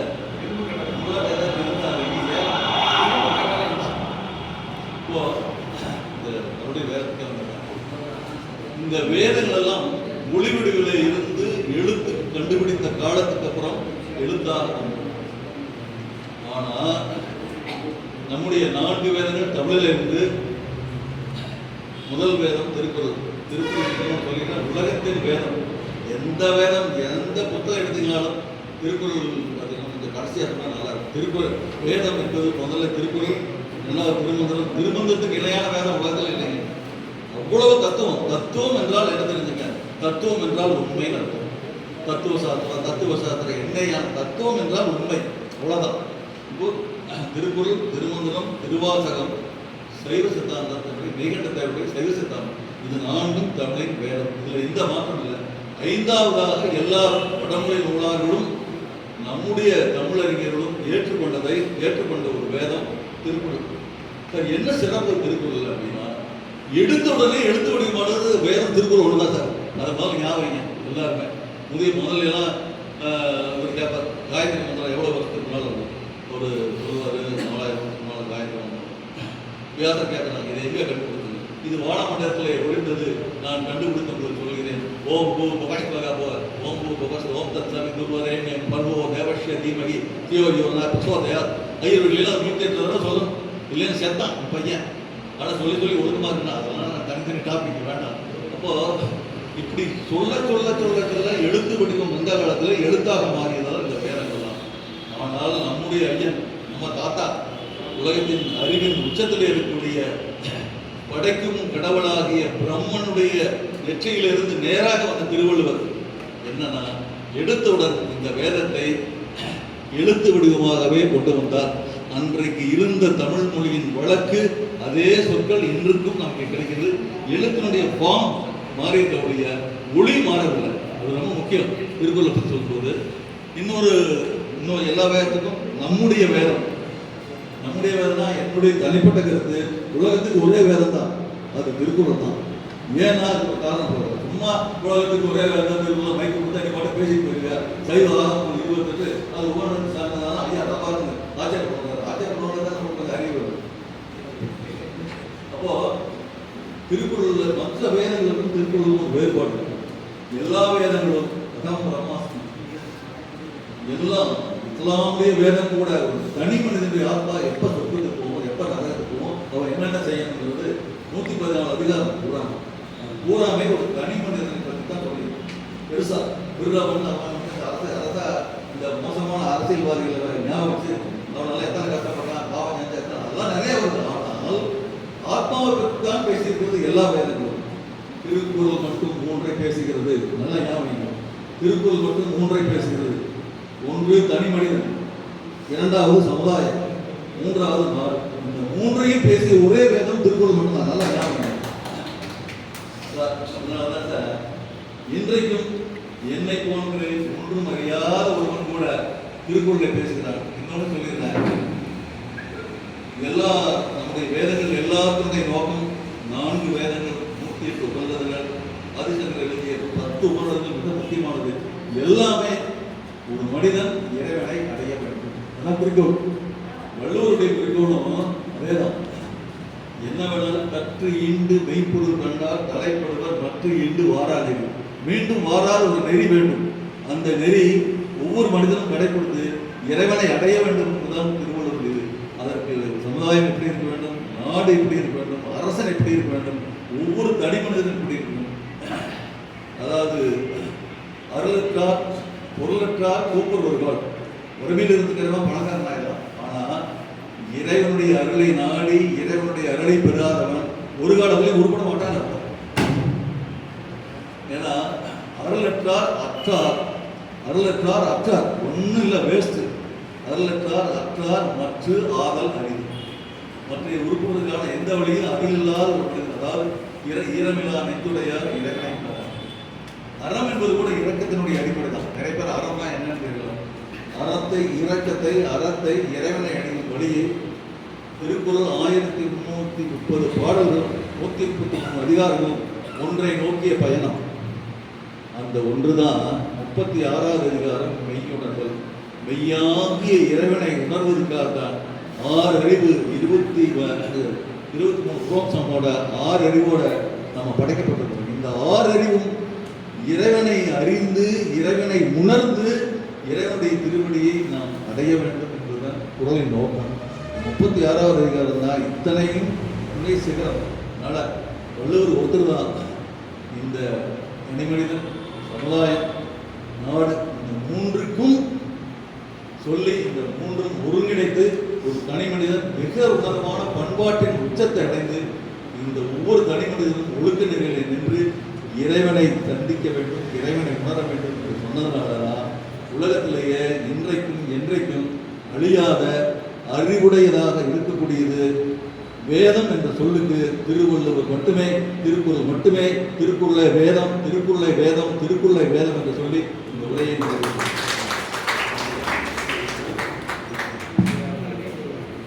நன்றிங்க ஐயா. நாராயண ஐயா.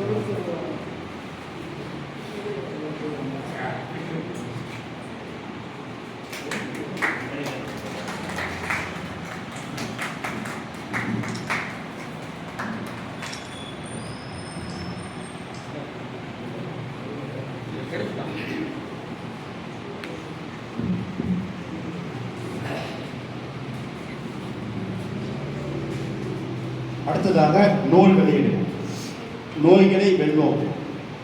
நூலை வெளியிடுபவர் தவ திரு சுந்தரராஜ அடிகளார் அவர்கள். பெற்றுக்கொள்பவர் அஜித Narayana சிவையா.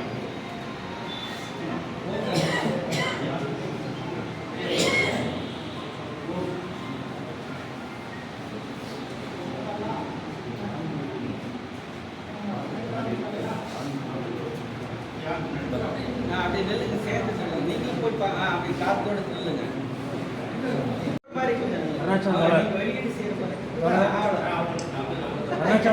Right right okay okay. Natarajan ஐயா நான் இல்லைங்க. நீங்க படைப்பாளி ஏன் பதட்டப்படுறீங்க? இங்க பாருங்க. ரைட்.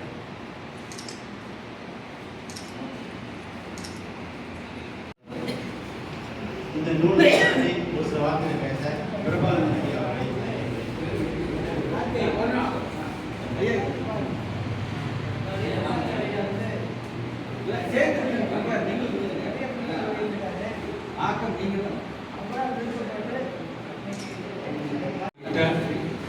தமிழ் இலக்கிய மண்ணிற்கு வந்திருக்கின்ற அனைவருக்கும் மருத்துவர் அதை விட்டு எங்கெங்கேயோ போய் எப்படி எப்படியோ வந்துட்டு கொஞ்சம் கொஞ்சமாக அவரை இது பண்ணி இன்றைக்கி வந்து ஒரு தரமான ஒரு மருத்துவ நூலை வந்து எழுதியிருக்காரு. அவர் உண்மையிலேயே வந்து நம்முடைய பாராட்டுகளை தெரிவிச்சுக்குவோம். ஆரோக்கியம்னா இரத்த ஓட்டம், வெப்ப ஓட்டம், காற்றோட்டம் இந்த மூன்றும் சமநிலையில் இருந்தால் தான் அது வந்து ஆரோக்கியமாக நம்ம வந்து எடுத்துக்க முடியும். அதுதான் அடிப்படையான ஒரு விஷயமும் கூட.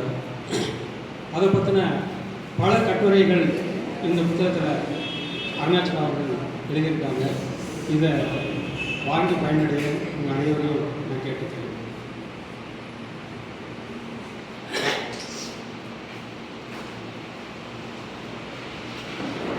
இயற்கை உணவு பண்ணிட்டு குழந்தைகளுக்கான உணவை வச்சு நான் ஒரு பாடலோடு இந்த இதை பண்ணலாம்னு நினைக்கிறேன். எல்லா சத்தும் டபுளாக கிடைக்கும், தினமும் சாப்பிடு வெஜிடபிள், காய்கறி சாப்பிடும் பேர்களுக்கெல்லாம் உடம்புல எப்போவும் நூற்றபிள்.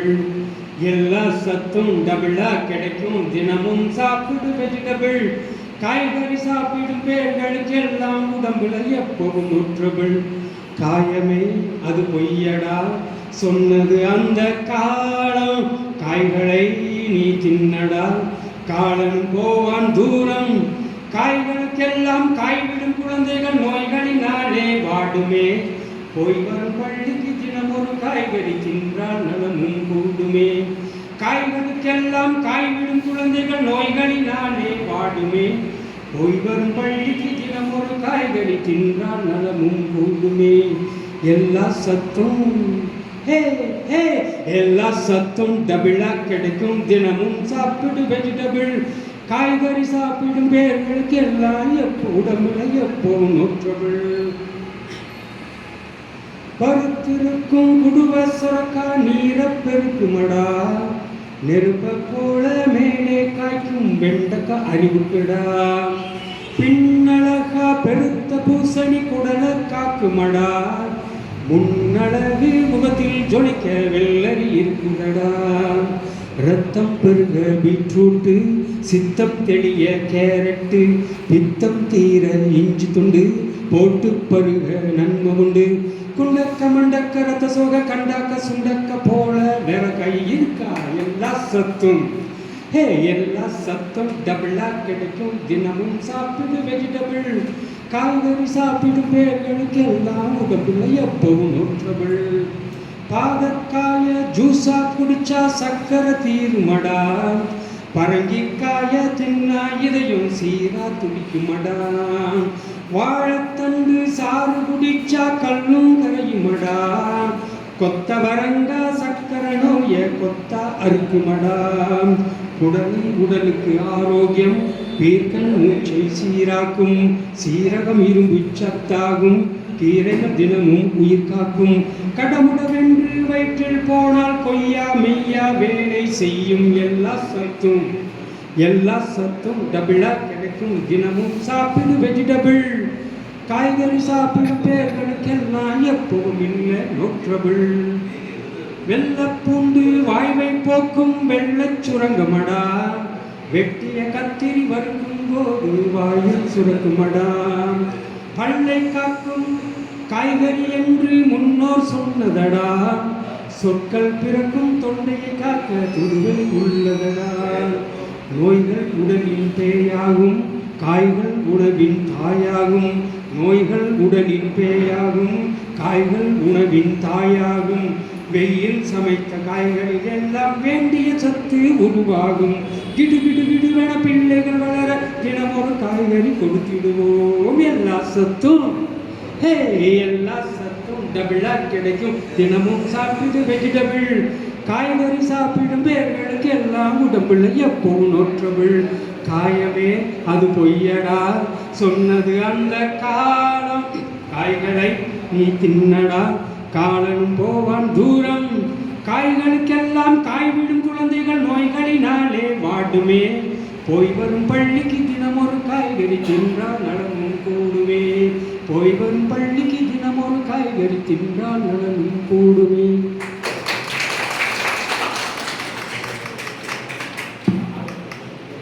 நன்றி. வழங்க ஆல் பாபா அவர்களை அழைக்கிறேன்.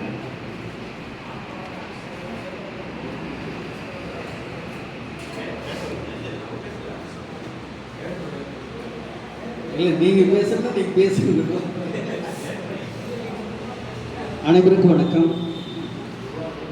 நம்மளுடைய அருணாசலம் செங்கவி அருணாசலம் பரம்பரை சித்த வைத்தியர் படைத்த நோய்களை வெல்வோம் கட்டுரை நூல்.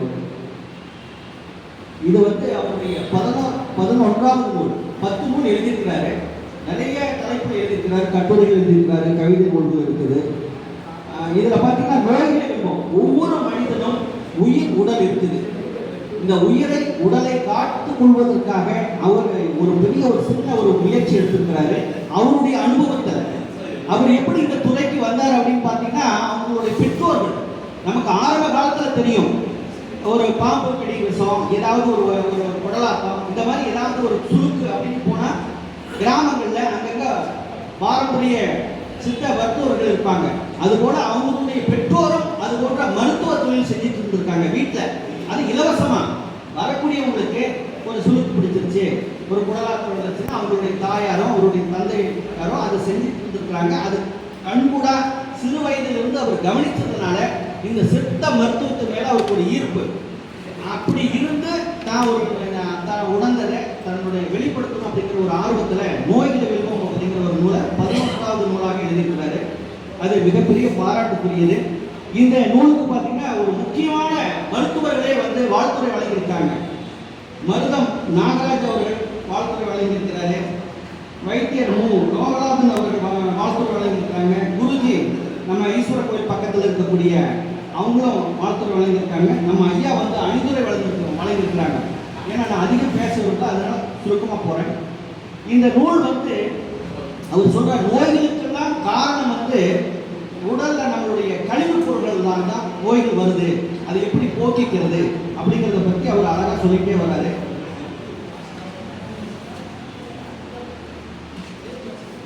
இந்த வாழ்த்துறை வழங்கினவங்க கூட அந்த சின்ன சின்ன விஷயங்களை அவர் மிக அழகாக சொல்லியிருக்காங்க. என்னன்னா, இந்த மருதம் நாகராஜ் அவங்க ஐயாவுடைய நூலை படிச்சுட்டு அவருடைய கருத்து சொல்றாரு. நோய்களின் மூலம் மலச்சிக்கல் என்ற ஆணிவேர் என்பதை வலியுறுத்தி அதற்கான எளிய சீர்குடன் தொடங்கும் இந்நூல் பஞ்சபூத தத்துவங்களோடு விஞ்ஞானத்தின் தாக்கத்தையும் தொட்டு காட்டி இயற்கை வாழ்வியல் தேவையும் உணர்த்தியுள்ளது, வரவேற்கத்தக்கது அப்படிங்கிறார் இந்த நாகராஜ் சொல்றாரு. அடுத்து வைத்தியர் லோகநாதன் அவர்கள் என்ன சொல்றாங்க அப்படின்னு பார்த்தீங்கன்னா, மறுப்பதுடன் நோய் மருந்தினவாகும், மறுப்பதுல நோய் மருந்தின சாரும், மருந்தினி நோய் வராதிருக்க மறுப்பது சாமியும் மருந்தினவாம் என்ற கூற்றுக்கிணங்க இந்நூல் ஆசிரியர் பரம்பரை சித்த மருத்துவர் செங்கவி அருணாசலம் அவர்கள் மிக சிறப்பாக மக்களுக்கு தேவையான முன் எச்சரிக்கை மற்றும் மாற்று மருத்துவம் சித்த மருத்துவத்தை பற்றி கூறியுள்ளார். ஏன்னா இந்த நூல் படிக்கும் போது நமக்குள்ள ஒரு விழிப்புணர்வு, நமக்கு ஒரு சின்ன ஒரு உபதைகள் ஏற்பட்டா கூட நம்மளால சரி பண்ணிக்க முடியும். அந்த வகையில் அவங்க ரொம்ப எளிமையாக எழுதியிருக்கிறாங்க. அடுத்தது குருஜி அருணாசலம் அவர்கள் வந்து என்ன சொல்றாங்கன்னா, இப்ப நோய் வந்துச்சு, அதுக்கான என்ன காரணம்? உடற்பயிற்சியின் அவசியத்தை உணர்த்துகிறது. விவசாயத்தில் ஏற்படும் நன்மைகளையும் தற்போது டிராக்டர் மூலம் முழுவதும் ஏற்படும் தீமைகளையும் விளக்கப்பட்டுள்ளது. அதாவது ஃபர்ஸ்ட் ஏர் மூலியமா செய்யும் போது நமக்கு நோய்கள் அவ்வளவு இல்லை. இந்த டிராக்டர் மூலமா தான் நோய் வருது, அதிகமா வருது. அதை எதனால அந்த மண் வந்து கெட்டிப்படுது அப்படிங்கிற ஒரு விவரத்தெல்லாம் வந்து அவர் சொல்லியிருக்கிறாரு. அடுத்தது பார்த்தீங்கன்னா நம்மளுடைய ஐயா மருத்துவரையா சொல்லியிருக்காங்க அணிந்துரையில, உணவு உண்ணும் முறையும் தவறாக இருந்தால் இந்த இயக்கம் சரியாக இராது. அதாவது உடல் இயக்கம் சரியாக இராது. இதனால் மலச்சிக்கல் ஏற்படும். மலச்சிக்கலே நம் பல நோய்களுக்கு காரணமாக அமைகிறது என்கிறார் நம் சித்த மருத்துவர் அருணாசலம் அவர்கள். நோயற்ற வாழ்வு வாழ முயற்சி செய், முடியாவிட்டால் பயிற்சி செய், வெற்றி பெறலாம் அப்படிங்கிறார். இப்படி என்ன வாழ்த்துறை வழங்கிய அனைவருமே இவருடைய நூலை நல்லா ஆய்ந்து படித்து நல்ல கருத்து சொல்லியிருக்காங்க. நான் படித்தவர் தான் ஒரு சில கருத்தை மட்டும் சொல்லிட்டு நிறைவு செய்யலாம்னு இருக்கிறேன். அதாவது நோய்களின் மூல காரணம் மலச்சிக்கலை அப்படிங்கிற இவர் பார்த்தீங்கன்னா இந்த பொருளடக்கத்தில் ஒரு 21 பொருளடக்கத்தில் அவர் சொல்றார் கட்டுரைகளா அப்படின்னு சொல்லிட்டே வராரு. நோய்களின் மூல காரணம் மலச்சிக்கலை. நாம் உண்ணும் உணவு எதுவாக இருந்தாலும் உண்டு விடு. வண்ணத்தமிழ் இணையத்தில் வண்ணத்தமிழ் வகுப்பை நடத்தி வரும் மோகன்தாஸ் ஐயா அவர்களை பேச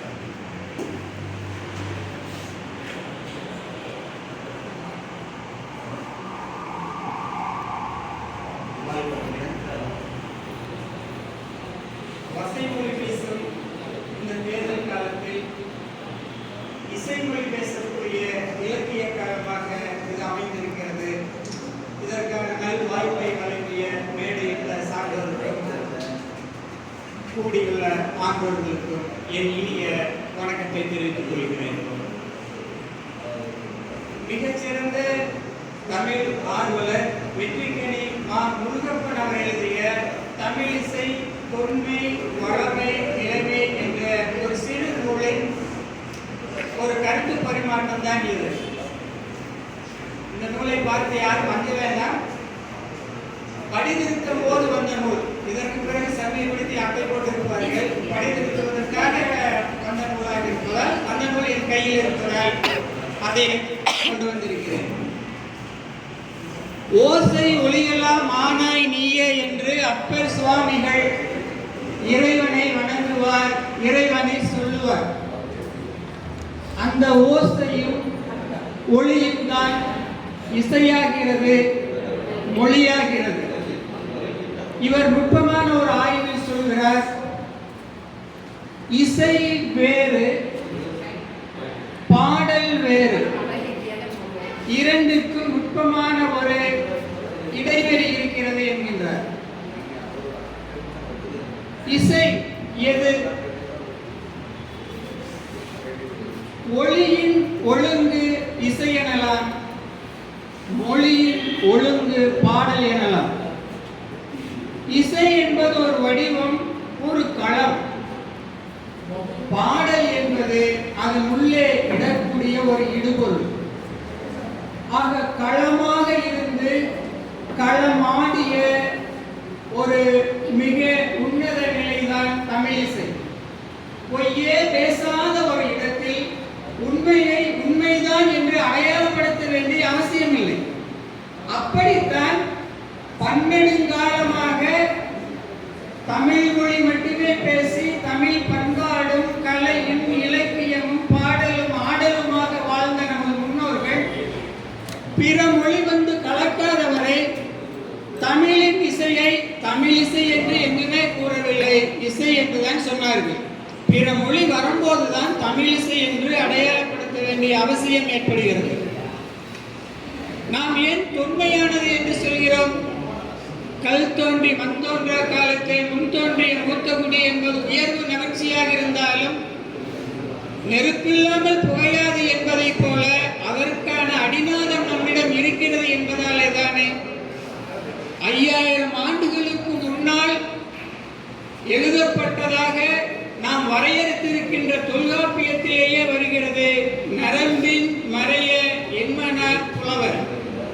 நரம்பின் மறை என்பது யாழ் இசை குறித்தும் யாழ் இசைக்கருவி குறித்தும் வரக்கூடிய ஒரு இலக்கண நூல்.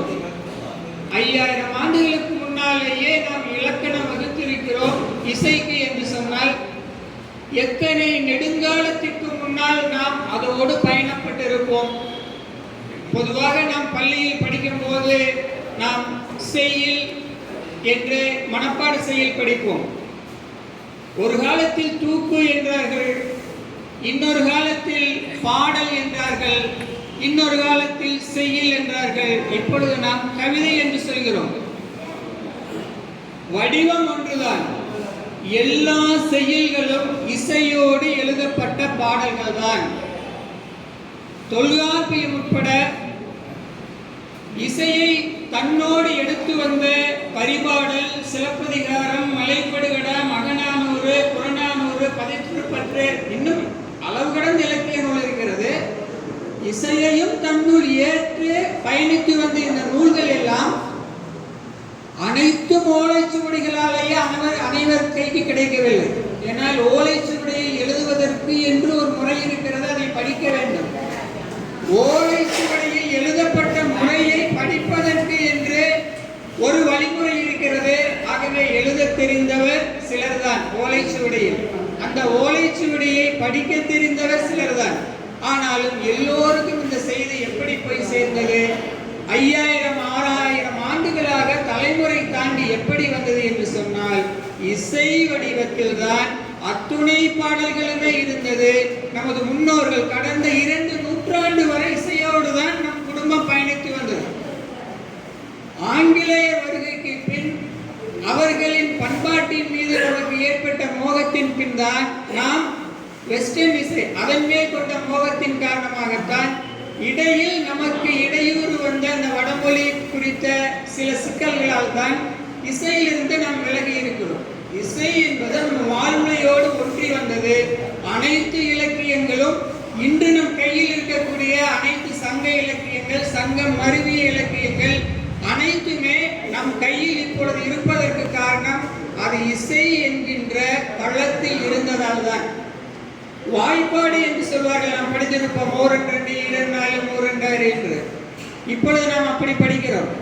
அது பேரே வாய்ப்பாடு, வாயால் பாடப்படும் பாட்டு.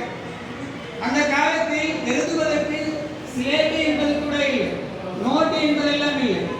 ஆசிரியர் பாடுவார், பாடலை கேட்டு மாணவர்கள் திரும்பி சிஷ்யர்கள் திரும்பி பாடுவார்கள்.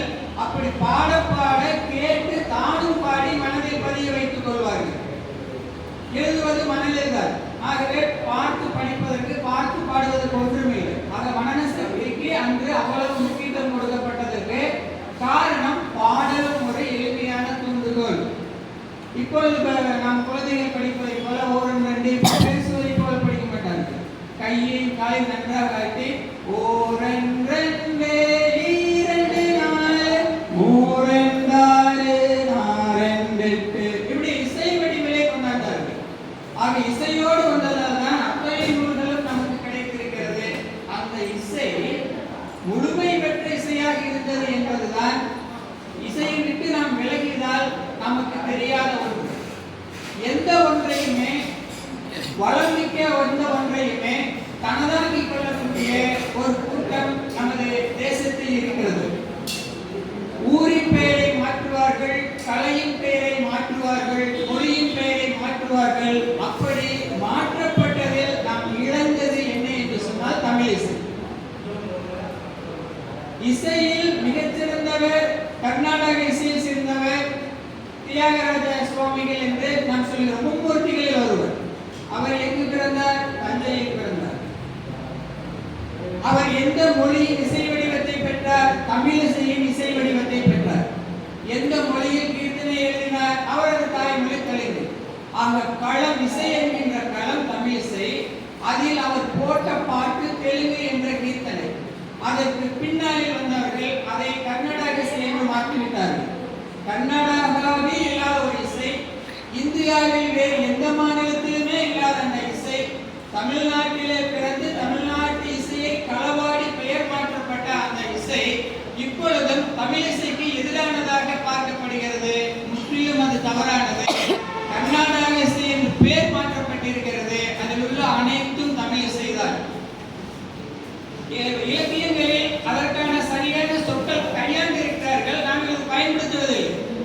செம்பாலை என்கின்ற இசை ராகத்தின் வடிவம்தான் ஹரிகாம்போதி என்று இப்பொழுது சொல்லப்படுகிறது. படுமலைப்பாலை தான் நடன பைரவி என்று சொல்லப்படுகிறது. செவ்வழிப்பாலை தான் இருமத்தின் ருக்குமணி சுப்பிரமணியம் அவர்களை வருகிறவர்களை நான் வரவேற்கின்றேன். அடுத்ததாக கலையால் வந்த ஏற்றம் சென்னையிலிருந்து வந்திருக்கும் இசை அமைப்பாளர் கிருஷ்ணகுமார் அவர்களை பேச அழைக்கின்றேன். அவரை பற்றி மாயாவி மனோர்கள் 2 வார்த்தைகள் பேசுகிறார்.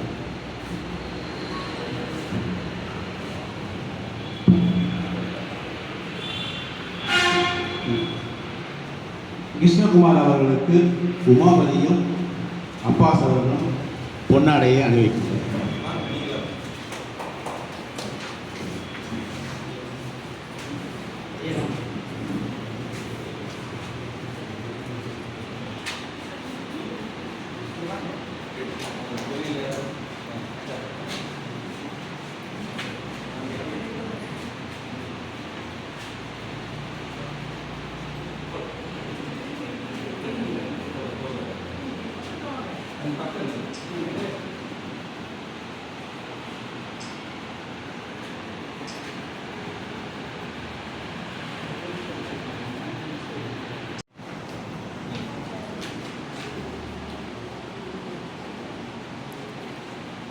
கொள்கிறேன். எனது நண்பர் கிருஷ்ணகுமார் அவர்கள் சென்னையில் இசையமைப்பாளராக உள்ளார். இவர் வந்து 1980 நாங்கள் பள்ளியில் படிச்சுட்டு இருக்கும்போது ஒரு இசை நிகழ்ச்சி வச்சோம். அதில் நானும் அவரும் +2 படிச்சுட்டு இருக்கும்போது அந்த இசை நிகழ்ச்சி ஆரம்பித்தோம். அதில் ஒருத்தர் அனிதா குப்புசாமி, 2வது நான் எனது நண்பர் கிருஷ்ணகுமார். இந்த 2 பேரும் இசைத்துறையிலே பயணித்து கொண்டிருக்கிறார்கள். டி.எம். சௌந்தரராஜன் பாடிய அதே மேடையிலே இவரும் பாடியிருக்கிறார் என்பது இவருடைய வரலாற்றில் ஒரு முக்கியமான மைல்கல். எங்களுடைய பெருமைகளெல்லாம் பார்த்து எனது அக்கா ருக்மணி அக்கா அவர்கள் இங்கே வந்திருப்பதை நான் பெருமையாக கருதுகிறேன். அவர்களை வரவேற்கிறேன் அக்கா. நான் என்ன பண்ணுவேன்னா, இவர் வந்து பள்ளி படிப்பை முடிச்சுட்டு முறையாக சங்கீதம் படித்து சங்கீத வித்வான ஆனதுக்கப்புறம் தான் அவர் கம்போசராக மாறுறாரு. நான் இங்கே இருக்கிற போகிற இடத்துல ஏதோ பாடி நான் ஒரு சிறந்த பாடகங்கிற எண்ணத்திலேயே நான் வளர்ந்துட்டுருக்கிறேன்.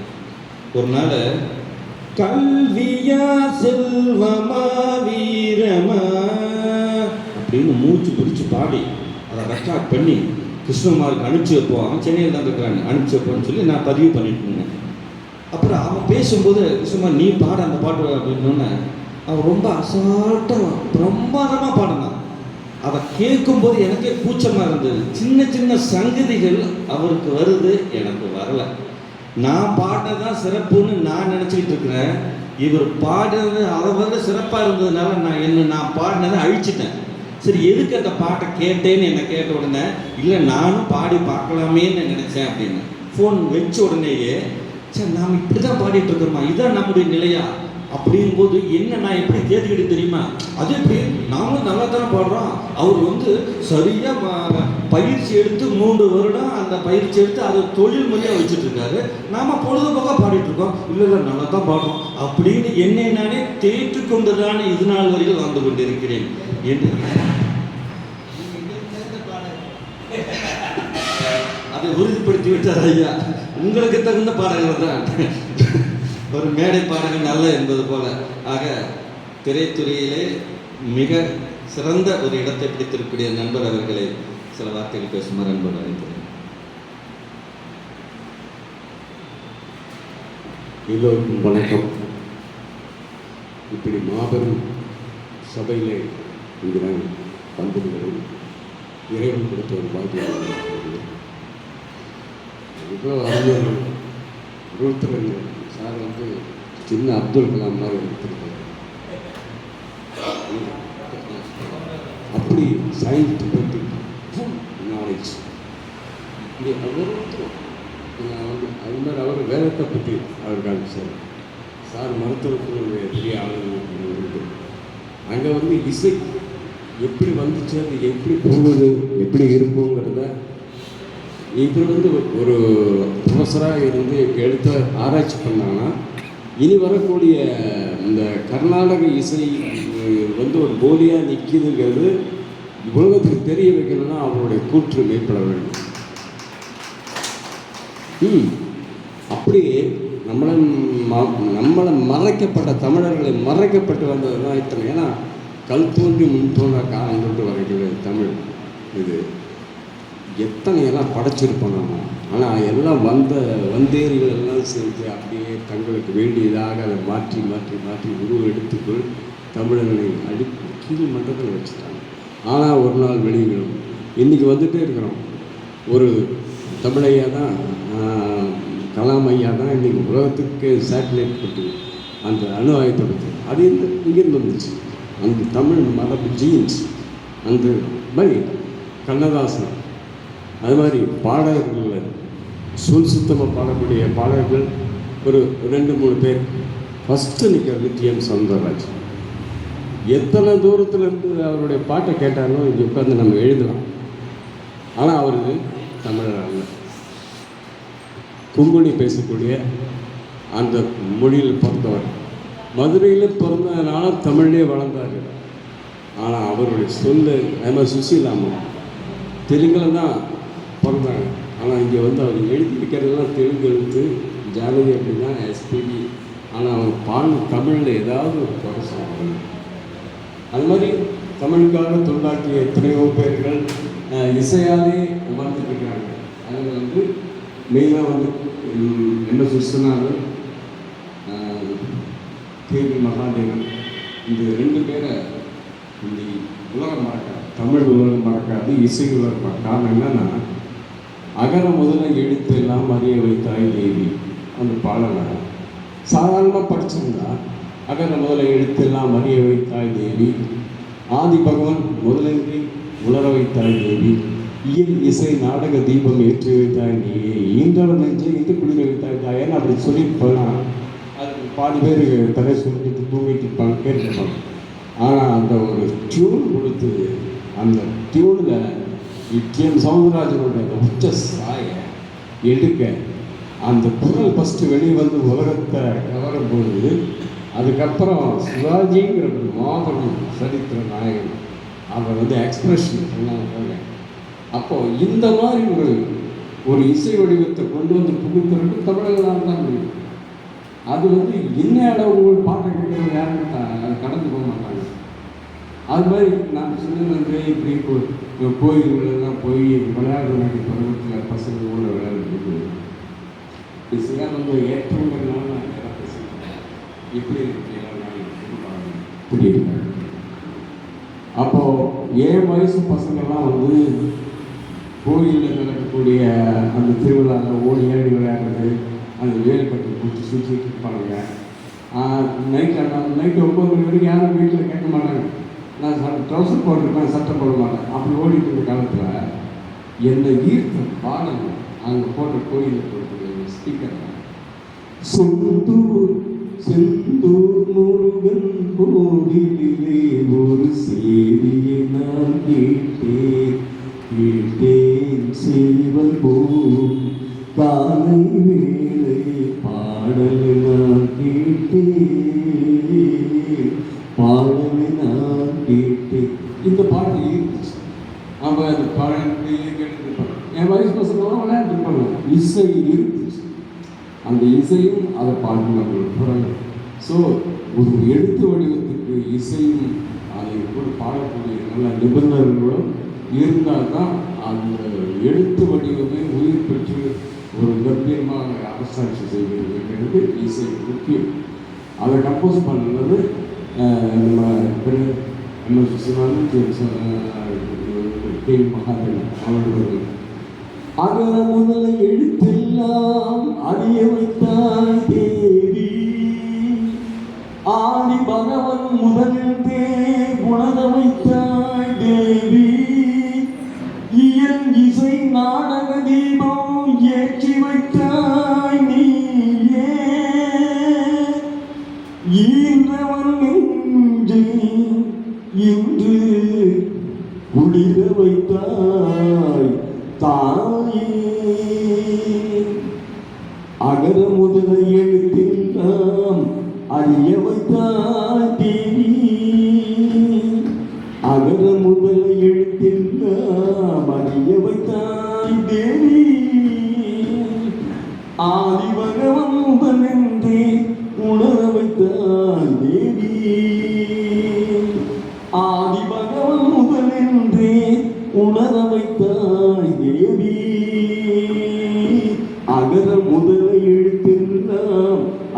வைத்தாய் தேவி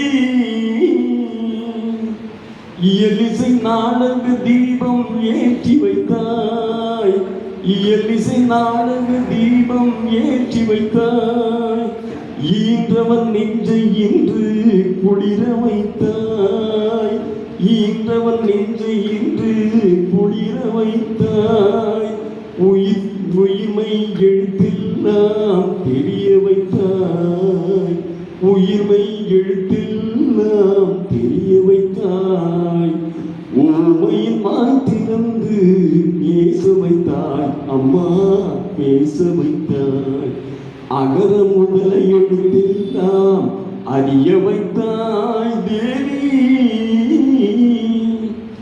எண்ணும் எழுத்தென்னும் கண் திறந்தாய் எண்ணும் எழுத்தென்னும் கண் திறந்தாய் ஏற்றம் தரும் புலமை ஆற்றல் தந்தாய் ஏற்றம் தரும் புலமை ஆற்றல் தந்தாய் ஐயம் தெளிய வைத்து அறிவு தந்தாய் ஐயம் தெளிய வைத்து அறிவு தந்தாய் ஒளி தந்து மொழி தந்து புறத் தந்தாய் ஒளி தந்து மொழி தந்து புறத் தந்தாய் ஓங்கார இசை தந்து உயர வைத்தாய் தேவி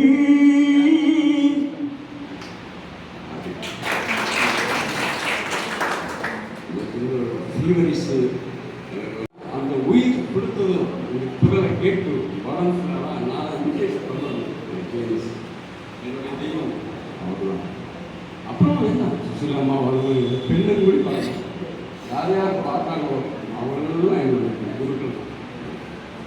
இப்போ நானே அவளை தூணெல்லாம் கம்போஸ் பண்ணி ஒரு படமெல்லாம் போய் பேசுவது ஸோ எனக்கு இந்த வாய்ப்பு தந்த சபையில் உள்ள அனைத்து மகாத்மாக்கள் இளைஞர்கள் இருக்கலாம். ஆனால் இன்னும் இளைஞர்கள் தான் மனதால் அந்த 27 வயதில் உருவங்கள் மாறிடும். நம்மளுடைய கலைத்திறன் நம்மளுடைய செயல்பாடு எண்ணம் எல்லாம் இருக்கும். மூத்து போயிடலாம் மண்ணில் உழுந்து போயிடும். இது மாதிரி அடுத்தவங்க வர்றாங்க. ஆனால் வரக்கூடிய ஜனங்களுக்கு இந்த மாதிரி பசங்களை எல்லாம் கூட்டி வச்சு ஸ்டூடெண்ட்ஸுக்கு கூட்டி வச்சு நீங்கள் எல்லாம் பேசணும். அப்போ என்ன ஆகுன்னா படிப்படியாக அவங்களுக்குள்ளே இயக்கத்தை வருவாங்க. நம்மளே கேட்டு நம்மளே என்ஜாய் பண்ணிட்டு போகிறது அது நம்மளோட முடிஞ்சிருமோன்னு எனக்கு ஒரு இதாக சாருடைய பேச்சு சாருடைய பேச்சு எல்லாம் வேஸ்ட் ஆகக்கூடாது. யங்ஸ்டர்ஸுங்களுக்கு கொடுக்குற மாதிரி வேற ஒரு இடத்துல எப்போ மாதத்தில் ஒரு ஸ்கூலில் நீங்கள் எல்லாம் போய் பண்ணால் நானும் அந்த இசையாக பார்க்கணும். அப்போ என்ன யங்ஸ்டர்ஸுங்களை கொண்டு வரும். அப்போ தான் இந்த எலெக்ஷன் இந்த கரப்ஷன் இவங்களுக்கெல்லாம் தெரியும். இல்லைன்னா யார் அவங்க சொல்லி ஒன்றும் இல்லை. நம்ம சின்ன வயசில் நீதி போதனை இப்போ இருக்காது இல்லை.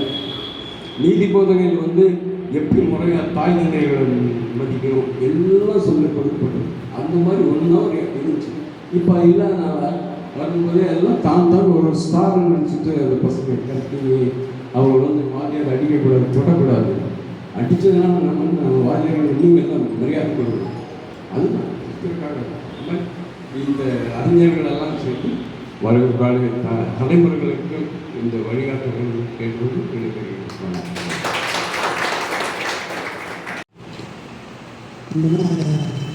செயலாளர் கார்த்திகேயன் சொன்னார், எல்லாம் தேர்தல் காலத்துக்கு போயிடுவாங்க, இது அவ்வளோவா சோபிக்காதுன்னு சொன்னார். இன்றைக்கே நம்ம நடத்தின இந்த வருட நிகழ்ச்சியில் மிகவும் அருமையான நிகழ்ச்சி நடந்துச்சு.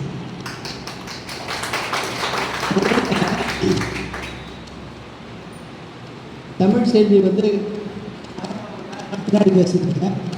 திருக்குறள் அரசியல் நடந்து ரொம்ப அருமையாக பேசியிருக்கேன். வாழ்த்துக்கள். அப்புறம் மோகன்டா வந்து நம் அறிவியல் அணுகுமுறை, அணு ஆயுதங்கள் தயாரிக்கும் முறை, ட்ரோன்கள் அதிக விமானங்கள் தயாரிக்கும் முறையெல்லாம் நம்ம இந்தியாவில் எந்த அளவுக்கு வளர்ந்துருக்குது, எந்த அளவுக்கு நம்ம உலக நாடுகளோட சமமாக இருக்கிற ஒரு அருமையான கருத்துடைய எல்லாம் நான் வாழ்த்துக்கிறேன்.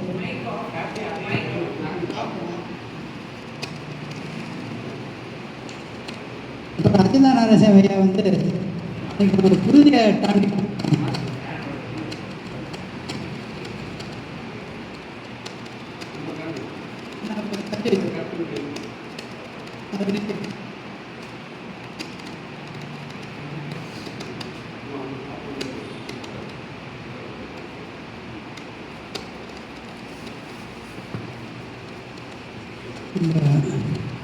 கார்த்திகேயன் வந்து முதல் முறையாக சரியான இருக்காரு.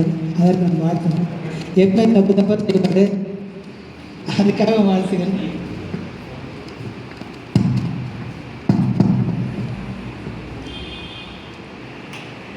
அடுத்து அஜிதா நாராயணசாமி வந்து எப்பவுமே அன்பு, அறம், ஈதல் இதே பேசிகிட்டு இருப்பாங்க. திருவாசகம், திருக்குறள், வரலாறுன்னு இன்றைக்கி வந்து அருமையான ஒரு புதிய கருத்தை நம்மிடையே விதைத்திருக்கார்கள். திருக்குறள் வேதம். வேதம்னா என்ன, அது எப்படி திருக்குறள் வந்து அதை வந்து எப்படி திருவள்ளுவர் எப்படி சிறந்த ஒரு அனுபவம் மிக அருமையான கருத்தை சொன்னார்கள். அவர்களுக்கு நான் என்னுடைய வாழ்த்துக்களை கூறிக்கொள்கிறேன். அப்புறம் மோகன்ராஜ் வந்து நம்முடைய உறுப்பினராக இருந்தால் கூட அவருடைய பணி நிமித்தமாக அவரால் ஞாயிறு நாட்கள் இங்கே வர முடிவதில்லை. நான் திரும்ப திரும்ப சொல்லிகிட்டே இருப்பேன், சரி இந்த வாரம் வந்துடுறேங்க ஐயானாரு. நீங்கள் என்ன தலைப்பில் பேசுகிறீங்கன்னா அவர் நீங்களே ஒரு தலைப்பு சொல்லுங்கன்னாரு. உண்மையிலேயே நான் இந்த தலைப்பில் நான் ஒரு இந்த புத்தகத்தை நான் முதல்ல வாசிச்சிருக்கேன். நான் ஒரு அணிந்துரை எழுதியிருக்கேன். இது ஒரு மிகச்சிறந்த முறையில் நம்மளுக்கெல்லாம் செய்தியை அறிவித்த அந்த பாங்கு, அவருடைய மொழி இதெல்லாம் மிக சிறப்பாக இருந்துச்சு. தமிழிசையை பற்றி நமக்கு ஒரு புதிய அறிமுகம், புதிய ஞானம் கிடைத்திருக்குது என்று தான் நம்ம சொல்ல வேண்டும். அவருக்கும் என்னுடைய வாழ்த்துக்கள். அப்புறம் இசையமைப்பாளர் கிருஷ்ணகுமார், மனோகரன் வந்து நம்ம ஊர் மேடை பாடகர். அவர் அறிமுகப்படுத்திய சினிமா பாடகர், இசையமைப்பாளர். உண்மையை மனோகரனுக்கு வாழ்த்து சொல்லணும், கிருஷ்ணகுமாருக்கு நான் மிக அருமையாக பேசினாங்க வாழ்த்துகள். அப்புறம் அதோட டாப் என்ன, நமக்கு மதிய உணவு வழங்கி நல்ல நோய்களை விழுவம் என்ற மருத்துவ நூலை வெளியிட்டு நமக்கு இயற்கை மருத்துவம், நம்முடைய தாய் மருத்துவம் பற்றி மிக அருமையான ஒரு புத்தகம் வெளியிட்டு நம்ம உணவு வழங்கக்கூடிய மருத்துவர் அருணாச்சலம் அவர்களுக்கு என்னுடைய பாராட்டுக்கள். அப்புறம் இன்றைக்கி கவிதையை எல்லோரும் நல்லா பண்ணீங்க. அரசியல் சார்பட்டு நீங்கள் தேர்தலை பற்றி பேச முடியாது. எப்படி அரசியல் சார்பு இருந்தால் தான் அதில், இல்லைன்னா வழக்கமான ஓட்டாக போயிடுது. அரசியல் சார்போடு இருந்தால் நல்லா தான் இருந்துச்சு, ஒன்றும் தப்பு கிடையாது. இல்லை, நம்ம எந்த கட்சியும் நம்ம சொல்ல போகிறதில்ல, நம்முடைய கொள்கையை சொல்கிறோம், நாட்டு நடப்பு சொல்கிறோம், அவ்வளோதான். அது எல்லாமே மிகச்சிறப்பாக அமைஞ்சிருந்தது. எல்லா கவிஞரும் நல்லா பாடினீங்க, வாழ்த்துக்கள். எனக்கு மனம் நிறைந்த நாளாக இன்று அமைந்து என்று கேட்டுக்கிட்டு சொல்லிவிட்டு நான் நிறைவு செய்கிறேன். வணக்கம். நம்ம எல்லாத்தையும் உற்சாகப்படுத்தி கொடுத்துருக்கிறாரு.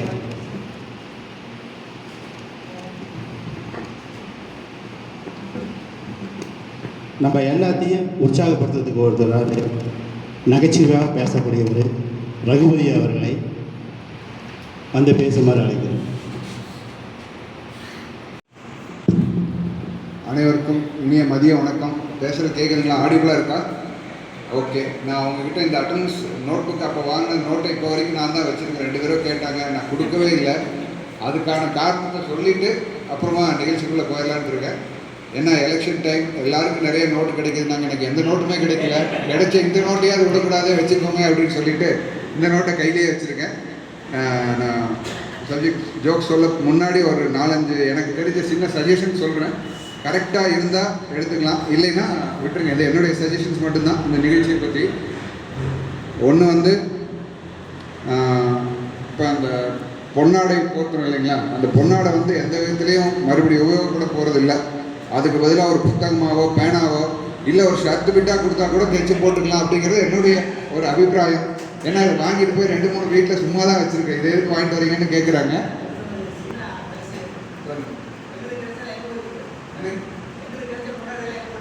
அதனால தான் சொல்கிறேன், அது ஷர்ட் பிட்டாவோ வேறு ஏதாவது கொடுத்தா சொல்லுங்கள். இல்லை, அதான் இது ஒரு யோசனை. 2வது இன்னொரு யோசனை சொல்கிறேன். அது நம்ம மருத்துவர் ஐயாக்கோ சித்த மருத்துவருக்கோ தெரியாதெல்லாம் இல்லை. நிகழ்ச்சி கிட்டத்தட்ட ஒரு 2.5 மணி நேரம் 3 மணி நேரம் நடக்குது. இடையில ஒரு 15 நிமிஷம் டீ பிரேக் எல்லாரும் எழுந்திருச்சு நடக்கிற அளவுக்கு ஒரு ஸ்பேஸ் கொடுத்துட்டு மறுபடியும் கண்டினியூ பண்ணால் நல்லா இருக்குன்னு நினைக்கிறேன். இது என்னுடைய கருத்து. என்ன மருத்துவர் இருக்காங்க, சித்த மருத்துவர் இருக்காங்க, அதுபோக பல அறுவை சிகிச்சை நிபுணர்கள் இங்கே இருக்கீங்க. உங்களுக்கெல்லாம் தெரியாதுல்ல. மூணாவது, இப்போ வரும்போது தான் எனக்கு ஒரு தகவல் சொன்னாங்க. அவங்க டாப் லைட் லைப்ரரியன் இந்துமதி அம்மா அவங்களுக்கு கொஞ்சம் ஏதோ ஒரு ஹார்ட் ப்ராப்ளம் அப்படின்னு சொல்லிட்டு அவங்களுக்காக ஒரு சின்ன பிரார்த்தனை பண்ணிட்டா நல்லா இருக்கும் அப்படிங்கிறது என்னுடைய ஒரு அபிப்பிராயம். ஒரு நிமிஷம் எந்திரிச்சு நின்று அவங்களுக்கு நம்ம பிரார்த்தனை பண்ணி அவங்க சீக்கிரம் ரெக்கவர் ஆகி வரணும் அப்படிங்கிறதுக்காக நம்ம ஒரு பிரார்த்தனை பண்ணிக்கலாம் அப்படின்னு.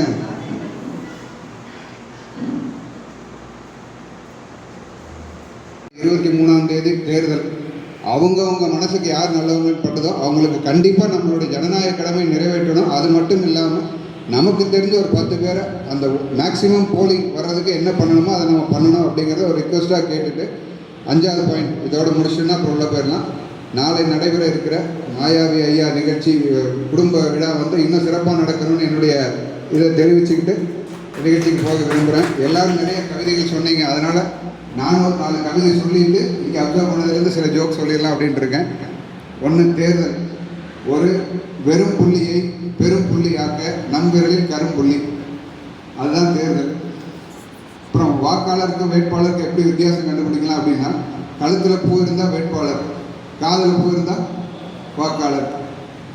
அடுத்தது பார்த்தீங்கன்னா நிறைய ஹைக்கூஸ் வருது, எனக்கு பிடிக்கும்.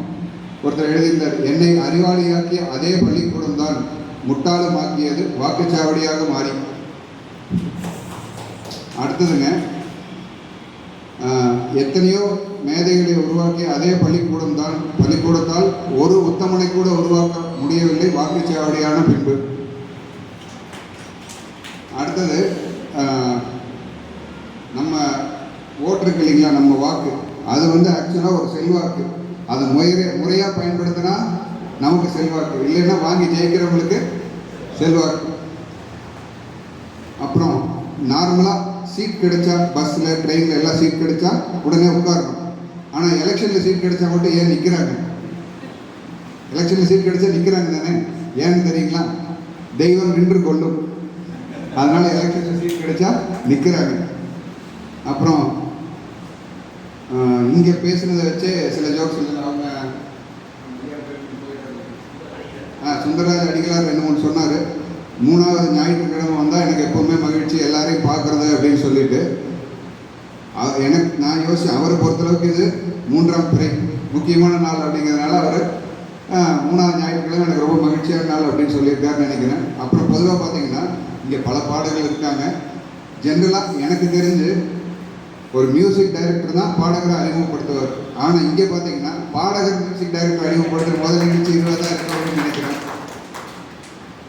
அப்புறம் அவங்க ஐயா சொன்னாங்க, தேர்தல் டைம் எல்லாருக்கும் அண்டா குண்டா எல்லாம் வருது, மக்கள் மகிழ்ச்சியாக இருக்காங்க அப்படின்னு சொல்லி சொன்னாங்க.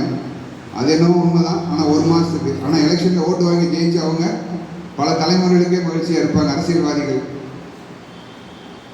அப்புறம் டாக்டர் சொன்னாங்க, மக்களை காப்பாற்றுறதா மன்னனின் கடமை, அவங்களோட பொறுப்புலாம் சொன்னது கரெக்ட் தான். இப்பவும் அதே தான் நடக்குது. என்ன ஒரே வித்தியாசம், அப்போ நாட்டு மக்களை காப்பாற்றுறாங்க, இப்போ தன் வீட்டு மக்களை காப்பாற்றுறதுக்கு தான் அரசியல்வாதிகள் எல்லாமே பாடுபட்டு இருக்காங்க. அப்புறம் அன்றைய அரசியல்வாதிகள் நாட்டுக்காக பாடுபட்டாங்க, ஆனால் இன்றைய அரசியல்வாதிகள் காந்தி நோட்டுக்காக தான் பாடுபட்டு இருக்காங்க. அதுக்கப்புறம் காமராஜரை பற்றி யாரோ பேசினாங்க, யாருன்னா எனக்கு கரெக்டாக பேர் ஞாபகத்துக்கு வச்சுக்க முடியல. ஆக்சுவலாக பெருந்தலைவர் ஐயா காமராஜர் மாதிரியான நல்ல வேட்பாளர்களை எதிர்பார்க்கிறோமே ஒழிய நாம் நல்ல வாக்காளர்களாக இருக்கிறோமா அப்படிங்கிறது தான் ஒரு கேள்விக்குறி. அப்புறம் அவங்க பேசினாங்க அரசியல் தொழில் அப்படின்னு. இன்றைக்கி தான் அந்த திருக்குறள் அப்படி இருக்குன்னு தெரியல. ஆனால் அது தெரிஞ்சதுனால தான் நம்ம அரசியல்வாதிகள் கூட அதை தொழிலாகவே பண்ணிட்டாங்களோ அப்படின்னு எனக்கு இன்றைக்கி தான் புரிஞ்சுது. அவங்க சொன்னதுக்கப்புறம் தான் நான் புரிஞ்சுக்கிட்டேன், அரசியலை நல்ல தொழிலாகவே பண்ணிட்டாங்க. நீங்கள் சொன்ன மாதிரி சின்ன மீனை போட்டு திமிங்கலத்தையே எடுக்கிறாங்க. அதே மாதிரி நம்மளை பற்றி ரொம்ப நல்லா புரிஞ்சுக்கிட்டவங்க நம்ம தமிழ்நாட்டு அரசியல்வாதிகள் தான். அவங்க பிரச்சாரத்திலே என்ன சொல்கிறாங்க, வாக்காளர் பெருங்குடிமக்களே, உங்கள் பொன்னான வாக்குகளை. அவங்கள பொறுத்தளவுக்கு அது பொன்னான வாக்கு தான். இன்னொன்று, நாம் நம்ம மனசாட்சிப்படி ஒரு நல்லவருக்கு ஓட்டு போடாதனால தான் அந்த இதையே வந்து வாக்கு சாவடின்னு சொல்கிறோமோ அப்படிங்கிறது என்னுடைய சந்தேகம். வாக்கு சாவடிக்கிறோமா உபயோகப்படுத்துகிறோமா அப்படிங்கிறது. சரி, ரைட், ஓகே. அடுத்து இன்னொருத்தங்க பேசும்போது நம்ம ஒரு மோகன் சொன்னார், இந்திய மக்கள் அனைவரும் நம்ம நாட்டுடைய முன்னேற்றத்தை நோக்கியே சிந்திச்சுட்டு இருக்காங்கன்னு. அதில் ஒரே ஒரு சின்ன கருத்து மாறுபாடு எனக்கு. அனைவரும் சிந்திக்கல, எல்லாரும் சிந்திச்சிருந்தா நம்ம நாடு எங்கேயோ போயிருக்கோம். சிந்திக்கிறவங்க வெகு சிலர். நாட்டை எப்படி போனால் என்ன, நாம் நல்லா இருக்கணும்னு நினைக்கிறது தான் பல பேருடைய எண்ணமாக இருக்குது. அப்புறம் ஒரு மோகன்தாஸ் அவர் பேசும்போது அடிக்கடி திருப்பி பல தடவை சொன்னார், தமிழிசை தமிழிசை தமிழிசைன்னு ஒரு 10 தடவைக்கு மேலே அதை சொல்லிட்டாரு. எனக்கு என்னமோ மறைமுகமாக ஒரு பிரச்சாரம் பண்ணுற மாதிரியே தோணுச்சு. தமிழிசை தமிழிசைன்னு பல தடவை சொன்னோன்னே எனக்கு வேறு மாதிரி தோணிடுச்சு. நீங்கள் சொன்னதுனால ஒரு இது ஞாபகம் இருந்துச்சு. குமரி ஆனந்தன் கிட்ட ஒருத்தங்க கேட்டாங்க, உங்களுடைய இசை ஞானத்துக்கு யார் காரணம் அப்படின்னு. அதுக்கு அவர் சொல்லியிருக்காரு, என் மனைவி தான் காரணம். என்னங்க சொல்கிறீங்க, உங்கள் இசை ஞானத்துக்கு உங்கள் மனைவி தான் காரணம்? ஆமாம், 2 பொண்ணு, ஒரு பொண்ணு பேர் தமிழ் இசை, இன்னொரு பொண்ணு பேர் ஞானாம்பாள். ஸோ என்னுடைய இசை ஞானத்துக்கு என் மனைவி தான் காரணம் அப்படின்னு சொல்லியிருக்காங்க. அப்புறம் ஒரு மனைவி வந்து கணவர்கிட்ட கேட்டிருக்காங்க, ஏங்க லவ் பண்ணிட்டு இருக்கும்போது பார்க்கு, பீச்சு, தியேட்டரு, ஹோட்டல்னு சுற்றிட்டு இருந்தோம், டெய்லி கூட்டு போவேங்க. இப்போ கல்யாணம் ஆனதுக்கப்புறம் எங்கேயுமே கூட்டு போகிறது, வீட்டுவிட்டே வெளியே போகிறது. அதுக்கு அவர் சொன்னார், ஏன்டி கொஞ்சமாவது அறிவு இருக்கா? தேர்தல் முடிஞ்சு ரிசல்ட்டு வந்ததுக்கப்புறம் எவனாவது பிரச்சாரத்துக்கு போவாடா அப்படின்னு சொல்லியிருக்காரு. அதே மாதிரி ஒரு அரசியல்வாதியோட மனைவி அவர்கிட்ட கேட்டிருக்காங்க, ஏங்க ஊரில் இருக்கவங்களுக்கெல்லாம் எதேதோ வாக்குறுதி கொடுக்குறீங்க, எத்தனையோ வாக்குறுதி தர்றீங்க, எனக்கெல்லாம் ஒன்றுமே தர்றது இல்லையே அப்படின்னு. அதுக்கு அந்த தலைவர் சொன்னார், அரசியல்வாதி, உனக்கு சொன்னால் அதை செஞ்சாகணுமே அப்படின்னு சொல்லியிருக்காரு. அப்புறம் ஒருத்தருடைய கமெண்ட்டு, எல்லா கட்சிகளும் போட்டி போட்டு அவ்வளோ தரேன் இவ்வளோ தரேன் நிறைய சொல்கிறாங்க, 2000 தரேன் 3000 தரேன்னு.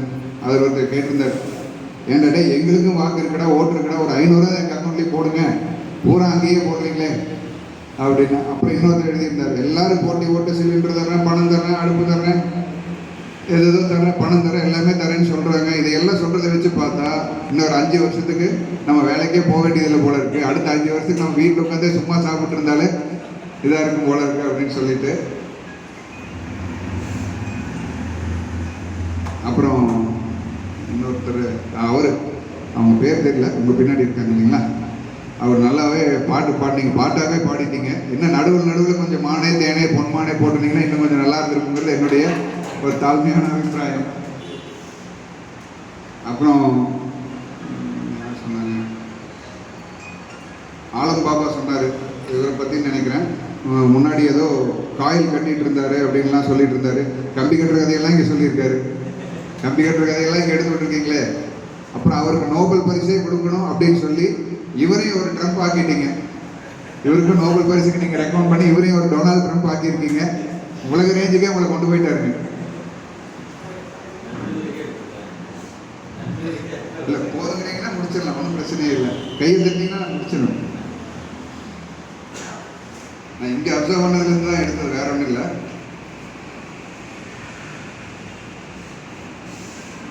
இனியோ நேரத்தின் அறிவிக்க வந்து முடிச்சுக்கிறேன். பேசுறதுக்கு நிறைய ஜோக்ஸ் இருக்கு. அனைவருக்கும் நன்றி, வணக்கம், தேங்க்யூ. மாயாவி மனோகர்.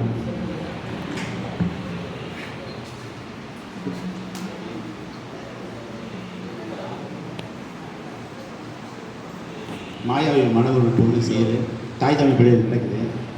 அந்த தாய் தமிழ் அந்த சிறப்பு மட்டுமல்ல, நம்ம மருத்துவரையா வந்து தாய் தமிழ் பள்ளி ஆரம்பித்து 25 வருஷம் ஆச்சு. அந்த சிறப்பும் நாளைக்கு இருக்குது. 25 வருஷம் வந்து ஒரு தாய் தமிழ் பள்ளி நடத்துறது ஒரு மிக சிறப்பான விஷயம்.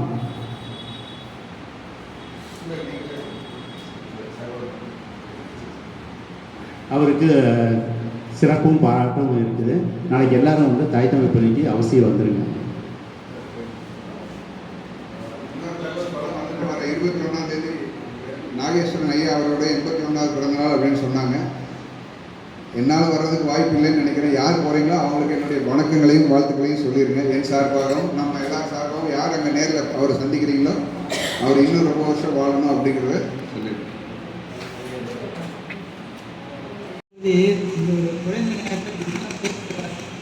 சரியான முறை புரிந்து அப்சர்வ் பண்ணி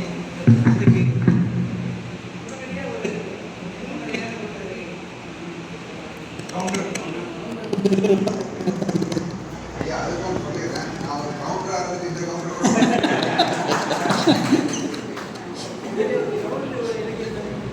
இலக்கியெல்லாம் இல்லைங்க, சும்மா இந்த ஜாலி பார்த்துட்டாங்க.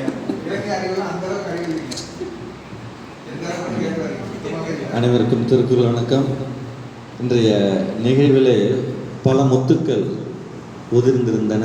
அவைகள் எல்லாம் எடுத்து மாலையாக கோர்த்து அணிவித்ததில் இத்தனை நாட்களாக இத்தனை மாதங்களாக நடந்த இலக்கிய நிகழ்விலே இன்றைய நிகழ்வுதான் என்னை பெருமைப்படுத்தியது, மகிழ்ச்சியுறச் செய்தது என்று மருத்துவர் சொன்ன அந்த ஒற்றை வார்த்தையிலே அனைவருக்கும் நன்றி. அவருடைய வார்த்தைகள் இவ்வளவு வரும்படி நாமெல்லாம் செயல்பட்டு இருந்து இறுதி வரையில் சிறப்புற இந்த நிகழ்ச்சியை நடத்தி கொடுத்த அனைத்து நல்ல உள்ளங்களுக்கும் தமிழ் இலக்கிய பணியின் சார்பாக நன்றியை தெரிவித்துக் கொள்கிறோம். மீண்டும் அடுத்த மாதம் நாம் இதேபோல் நல்லதொரு நிகழ்வு சந்திப்போம். மதிய உணவு ஏற்பாடு செய்யப்பட்டுள்ளது. அருணாச்சலம் அவர்கள் ஏற்பாடு செய்துள்ளார்கள். ஆகவே இருந்து விருந்து உண்டு செல்லும்படி கேட்டுக்கொள்கிறோம். நன்றி. திருக்குறள் வணக்கம். ஒரு திருக்குறள் படி தான் நடக்குதுன்னு நான் நினைக்கிறேன். செவிக்கு உணவு இல்லாத போது சிறிது வயிற்றுக்கும் ஈயப்படும். போய் நம்ம சாப்பிட்றோம்.